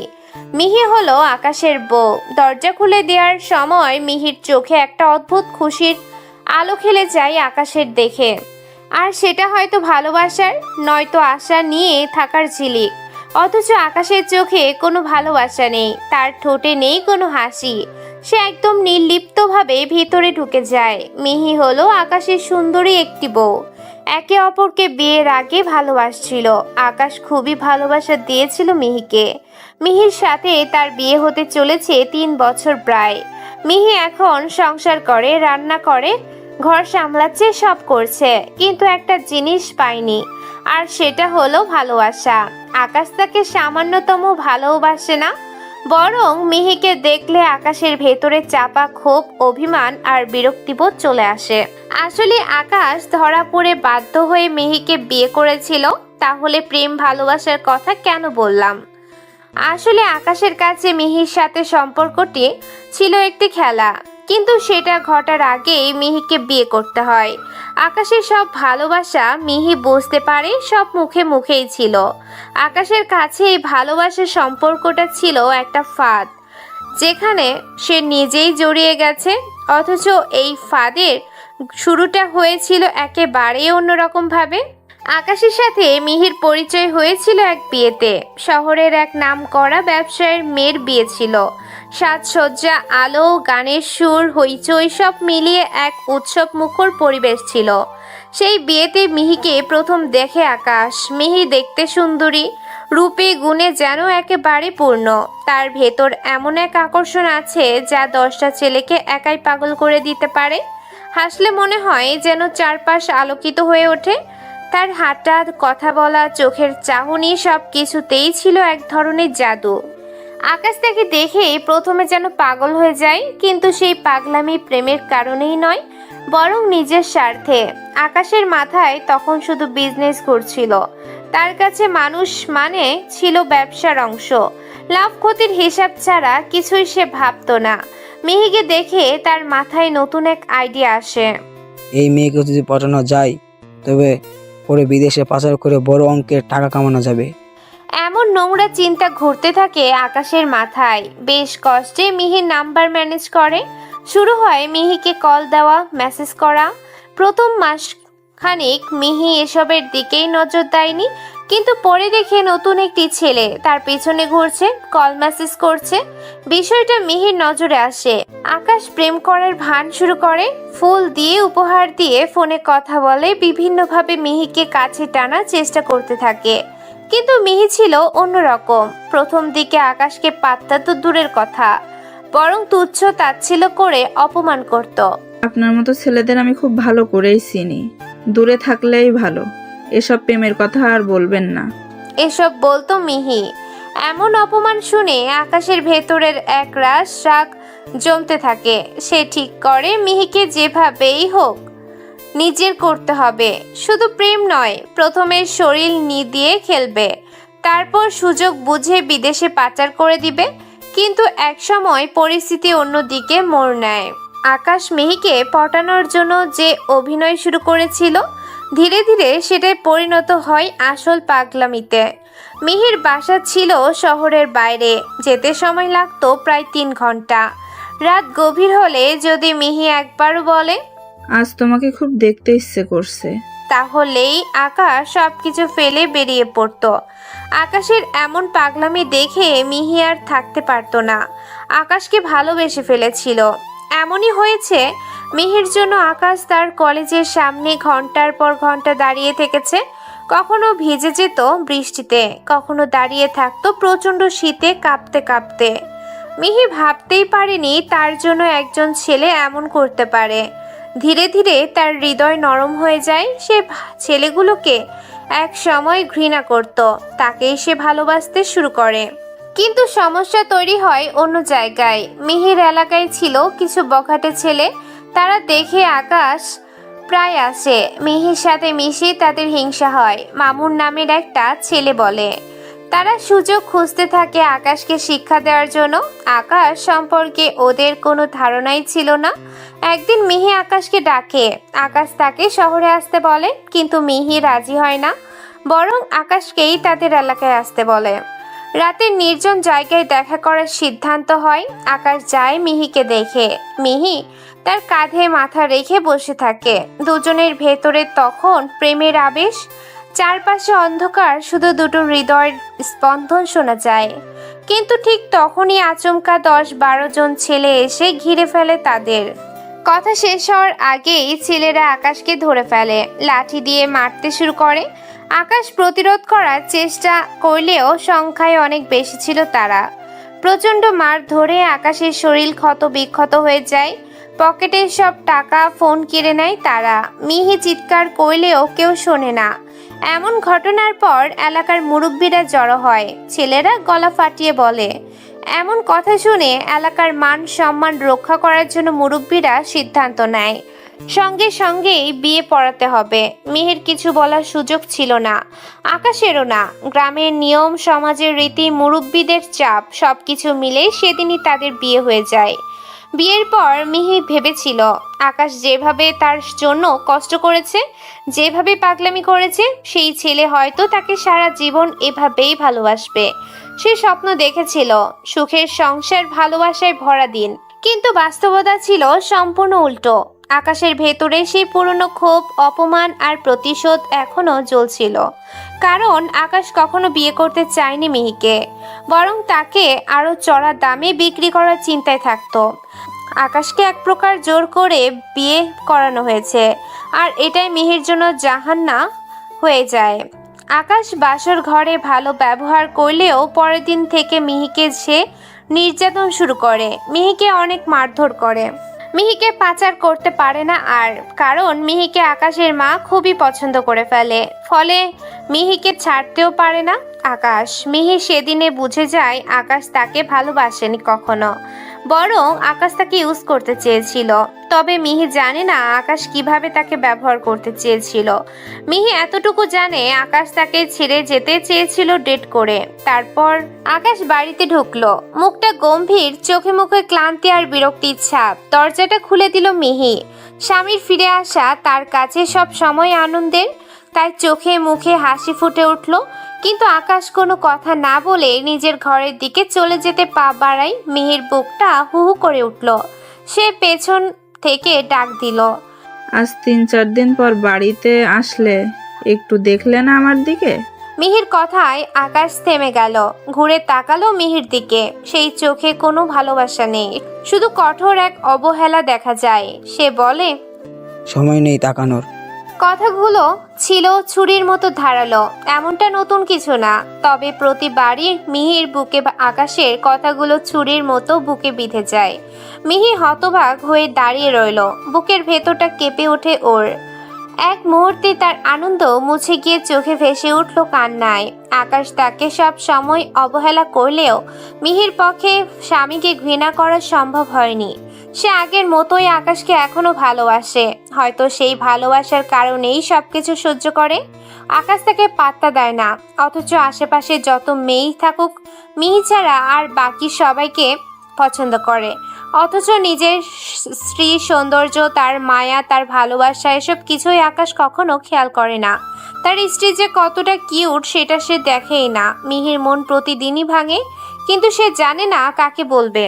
প্রতিদিন বিকেলে মিহি একা বাইরে যায়। তাদের বাড়ির কাছে একটা ছোট পার্ক আছে। পার্কের বেঞ্চে বসে থাকে সে, মন খারাপ করে কান্না করে, মাঝে মাঝে নিজের সাথে কথা বলে। কেন এমন হলো? আমি কি এতটাই অযোগ্য ছিলাম? আমি কি সত্যিকারের ভালোবাসা পেতে পারি না? তারপর সূর্য ডোবার আগে ঘরে ফিরে আসে। প্রথম দিকে আকাশকে জানাতো সে যে বাহিরে যাবে, আমি একটু বাইরে যেতে পারি? কিন্তু আকাশের উত্তর সব সময় একই হতো, যা ইচ্ছে করো বাবা, এত বলার কি আছে। এই কথার পর আর কিছু বলার থাকতো না মিহির। মিহি শুধু মনে মনে কাঁদতো। মিহি চেয়েছিল একটা সুন্দর সংসার, যেখানে থাকবে ভালোবাসা, যত্ন, একে অপরের পাশে থাকার প্রতিশ্রুতি। কিন্তু তার সব স্বপ্ন ভেঙে গেছে। আকাশ কোনো দিন জানতে চায়নি মিহির কি প্রয়োজন। সে অসুস্থ হলে খোঁজ নেয়নি, ভালো আছো কিনা, কিছু লাগবে কিনা, এসব কোনো দিনও প্রশ্ন করেনি আকাশ। আর জানবেই বা কেন? বিয়ের পর দিনই তো আকাশ স্পষ্ট করে বলে দিয়েছিল, দেখো মিহি, তোমাকে আমি সত্যটা বলি, আমি তোমাকে কখনো ভালোবাসিনি। আমি কখনো তোমাকে বিয়ে করতাম না। যা ভালোবাসা দেখেছি সব মুখে মুখে। ইচ্ছে ছিল তোমার সাথে বেডরুম করে ছেড়ে চলে যাব, কিন্তু মাঝখানে বিয়েটা এভাবে হবে ভাবিনি। তাই তুমি তোমার মতো থাকো, আমাকে আমার মতো থাকতে দাও। আমি কি করি, কোন ধরবো কিনা এসব জানতে চাইবে না। আমাকে সম্পূর্ণ আমার মতো থাকতে হবে। ভালো না লাগলে চলে যেতে পারো। মিহি কথাগুলো শুনে বোবা হয়ে গিয়েছিল। তার মনে হচ্ছিল বুকটা ভেঙে যাচ্ছে, চোখ দিয়ে অজান্তেই গড়িয়ে পড়ে অশ্রু। কিন্তু সে ফিরে যায়নি, কারণ কোন মুখে যাবে। এই বিয়ে হয়েছিল এলাকাবাসীর চাপের কারণে। গ্রামের মুরব্বীরা তাদেরকে জোর করেই বিয়ে করে দিয়েছিল। মিহি নিজের বাবা মাকেও বলেছিল, তোমরা চিন্তা করো না, আকাশ আমার পাশে থাকবে সব সময়। তোমরা যদি না থাকতে তবুও আকাশ আমার হয়ে থাকতো। বড় মুখ করে সে কথাটা বলেছিল বটে, কিন্তু এখন তা সত্য নয়। বরং এখন যদি সে ফিরে যায় তবে কি মুখ দেখাবে সবাইকে? সমাজ হাসবে, আত্মীয়রা দোষ দেবে, আর বাবা মায়ের চোখে ভেসে উঠবে দুঃখের ছাপ। তাই মিহি সবকিছু মেনে নিয়েছে। ভেবেছিল ধীরে ধীরে আকাশকে নিজের করে নিবে, হয়তো সময়ের সাথে বদলে যাবে সে। কিন্তু সময় পেরিয়ে যাচ্ছে, কিছুই বদলাচ্ছে না। আকাশ তার রুমে বসে আছে, মুখে সিগারেট, চোখে বিরক্তি। মিহি ভেতরে এলো, নরম কণ্ঠে বলল, খাবার বেড়ে দিচ্ছি, খাবে? এতদিন কোথায় ছিলে বললে না তো? আকাশের মেজাজ তখন খারাপ। আজকে আফরাজকে ডেকেছিল, কিন্তু সে আসেনি। আফরাজকে কিছু বলতেও পারে না, কারণ ওর বাবা খোরশেদ আকাশের বাবার ঘনিষ্ঠ বন্ধু। আকাশ হঠাৎ রেগে তাকালো মিহির দিকে। খাবার চাইছি আমি? আর আমি কোথায় ছিলাম সেটা তোমার জানার প্রয়োজন নেই। মসজিদে ছিলাম। মিহি হেসে দিল, ব্যঙ্গ করে নয়, কষ্ট থেকে হেসে উঠেছিল। আকাশের চোখে সে হাসি পড়ল বিদ্রুপের মতো। মসজিদে ছিলে? যে মানুষ ঘরের মানুষকে ভালোবাসে না, সে মসজিদে পড়ে থাকলেও আল্লাহকে পাবে না। বউকে আর আল্লাহকে ভালোবাসার লোক দেখানো ভাবে করতে হয় না আকাশ। কথাগুলো যেন আগুনের মতো লেগে গেল আকাশের ভেতরে। আকাশ ছুটে এলো মিহির কাছে, তার চুল মুঠো করে ধরে দরজার সাথে ঠাস করে মাথা ঠেকিয়ে মারলো। মিহির কপাল সাথে সাথেই ফুলে উঠল। সে রেগে বলে, মাগি, তোকে এত কথা বলতে কে বলেছে? যা বের হ রুম থেকে। মিহি কিছু বলল না, শুধু ফ্যাকাশে মুখে রুম থেকে বের হয়ে গেল। বুকের ভেতরটা জ্বলছে, চোখ ভিজে গেছে। আকাশ বিছানায় গিয়ে শুয়ে পড়ল। সিগারেট জ্বালিয়ে ধোঁয়া ছাড়তে থাকে সে। তার চোখে কোনো অনুশোচনা নেই। মিহির চুপচাপ রান্নাঘরে গিয়ে কাঁদে আর ভাবে, কতদিন আমি এভাবে সহ্য করব? আমি কি কোনোদিনও তার ভালোবাসা পাবো না? তারপরও মন বলল, না, আমি যাব না, আমি টিকে থাকবো। হয়তো একদিন আকাশ বুঝবে আমি তাকে কতটা ভালোবাসি। হয়তো একদিন সে বদলাবে। শহরের ব্যস্ততম জায়গার একটু বাইরে বড় এক দালান দাঁড়িয়ে আছে। বাইরে থেকে দেখলে বোঝাই যায় না ভেতরে কি লুকিয়ে আছে। নাম আল হিকমা এতিমখানা। নাম শুনলেই মানুষের মনে এক ধরনের মায়া কাজ করে। এতিম শিশুদের আশ্রয়স্থল। এমন জায়গা নিয়ে মানুষ প্রশ্ন করে না, সন্দেহ করে না। আর সেই সুযোগটাই কাজে লাগাচ্ছে জয়। জয় এই এতিমখানার কর্ণধার। বয়স 30 ছুঁই ছুঁই, দেখতে স্মার্ট, গায়ের রং ফর্সা, চেহারায় সব সময় ঠান্ডা একটা ভাব। বাইরে থেকে দেখলে কেউ ভাবতেই পারবে না এই মানুষটা আসলে কি ভয়ঙ্কর অন্ধকারে ডুবে আছে। এতিমখানার দোতলার এক কোণে তার অফিস। সেখানে সব সময় দরজা আটকানো থাকে। ভেতরে হালকা নীল আলো জ্বলছে, টেবিল ভর্তি নেশার সরঞ্জাম। জয় প্রায় হিরোইনের টান দেয় আর দুনিয়াকে ভুলে গিয়ে নিজের কুৎসিত হাসি ছড়ায়। এতিমখানার ছেলেরা কারো কাছে আশ্রয় চাইতে পারে না, কারণ বাইরে সবাই ভাবে তারা এখানে নিরাপদ। অথচ বাস্তবতা হলো জয় এই এতিম বাচ্চাদের দিয়ে অবৈধ মাল, মাদক, হিরোইন, এমনকি বিদেশে পাচারের জন্য নানা জিনিস পাঠায়। ছোট ছোট হাতগুলো দিয়ে ভয়ঙ্কর অপরাধের বোঝা বইতে হয়। কিন্তু আজ রাত যেন অদ্ভুতভাবে নীরব। বাইরে থেকে খুব জোরে বাতাসের শব্দ শোনা গেলেও মাঝে মাঝে কুকুরের ডাক আরো গম্ভীর করে তুলছে। জয় তার অফিসে বসে আছে। সিগারেটের ধোঁয়ায় ভরে গেছে ঘর। টেবিলের কোণায় হিরোইনের পাইপ সাজানো। জয় চোখ আধ বোঝা করে ধোঁয়া ছাড়তে ছাড়তে হঠাৎ টেবিলে শুয়ে পড়ল। তার শরীর কেঁপে উঠেছে, নেশার টানে চোখ লাল হয়ে গেছে। ঠিক সেই সময় দরজা ঠেলে ঢোকে রাফি। রাফি জয়কে অনেক বছর ধরে চেনে। জয় যেখানে যায় রাফি তার ছায়ার মতো থাকে। বয়স 23-24, কিন্তু চেহারায় ভয় লেগে আছে সব সময়। তার চোখ দুটো সব সময় ভয়ে কাঁপে। তবু বসকে ফেলে যাওয়ার সাহস নেই। আজ সে একা আসেনি, তার হাতে ধরা একটা বাচ্চা ছেলে, বয়স 9-10 হবে। ছেলেটার শরীর কাঁপছে, চোখে পানি জমে আছে। রাফি ছেলেটাকে জোর করে টেনে নিয়ে আসে, অফিসের মাঝখানে দাঁড় করায়। রাফি গলা নামিয়ে বলে, ভাই, এই ছেলেটা এতিমখানা থেকে পালিয়ে পুলিশের কাছে সব বলতে যাচ্ছিল, ধরে এনেছি। জয় ধীরে ধীরে চোখ তোলে। তার নেশায় ভরা দৃষ্টি যেন বিদ্যুৎ চমকের মতো আঘাত করে। ছেলেটা ভয়ে কেঁপে ওঠে। জয় টেবিল থেকে নেমে আসে। তার শরীর ভারী হলেও নেশার কারণে মনে হয় যেন অদ্ভুত শক্তি তার মধ্যে। সে হাঁটু মুড়ে ছেলেটার সামনে বসে যায়।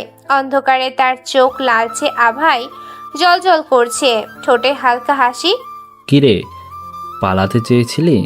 জয় ধীরে ধীরে বলে। ছেলেটা কাঁদতে কাঁদতে বলে, হ্যাঁ, আমি সব বলতে চাচ্ছিলাম পুলিশকে। আমাদের দিয়ে এতিমখানা চালানোর নামে খারাপ কাজ করান। আমার 2জন বন্ধুকে মেরে ফেলেছেন, ওদের লাশ পানিতে পাওয়া গেছে।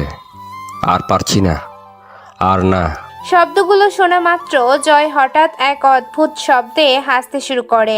হাসিটা এমন যেন গোটা ঘর কেঁপে ওঠে। দেয়ালের ঘড়িটা পর্যন্ত যেন থেমে যায় সেই হাসির আওয়াজ। জয় উঠে দাঁড়ায়, শার্টের হাতা গুছিয়ে নেয়, হাতটা মুষ্টিবদ্ধ করে। রাফি আতঙ্কে তাকিয়ে থাকে। সে জানে এমন কিছু একটা হবে। জয় এক মুহূর্ত দেরি করল না, সব শক্তি দিয়ে ছেলেটার বুকে একেবারে শার্টের কাছে ঘুষি মারে। এত জোরে আঘাত করে যে ছেলেটা যেন মেঝে থেকে কয়েক হাত উপরে উঠে গিয়ে পড়ে যায় দূরে। 1 মুহূর্ত, 2 মুহূর্ত, তারপর নিস্তব্ধতা। ছেলেটার দেহ নিস্তেজ হয়ে পড়ে আছে, চোখ দুটো খোলা কিন্তু প্রাণ নেই। এতিমখানার আরেকটি শিশু হারিয়ে গেল অন্ধকারে। জয় ধীরে ধীরে টেবিলের কাছে ফিরে আসে, টেবিলের উপরে উঠে শুয়ে পড়ে। সিলিংয়ের দিকে তাকিয়ে অদ্ভুত বিদঘুটে শব্দে হাসতে থাকে। হাসিটা এবার আরো ভয়ঙ্কর, যেন সে মৃত্যু দেখে আনন্দ পাচ্ছে। রাফির শরীর কাঁপছে। সে অসংখ্যবার বসের এমন উন্মাদ আচরণ দেখেছে, কিন্তু প্রতিবারই তার মনে হয় এবার হয়তো তিনি থামবে। তবুও সে থামতে পারে না। জয় রাফির জীবনের সাথে এমনভাবে জড়িয়ে গেছে, ছায়ার মতো বেঁধে রেখেছে। হাসতে হাসতে জয় হঠাৎ থেমে যায়, সোজা হয়ে বসে রাফির দিকে তাকায়, তারপর বলে, শোন রাফি, লাশটা এবার যেন পুকুরে ফেলবি না। সবাই সন্দেহ করছে, জঙ্গলে ফেলে আয়, বুঝলি? রাফি মাথা নেড়ে সম্মতি জানায়।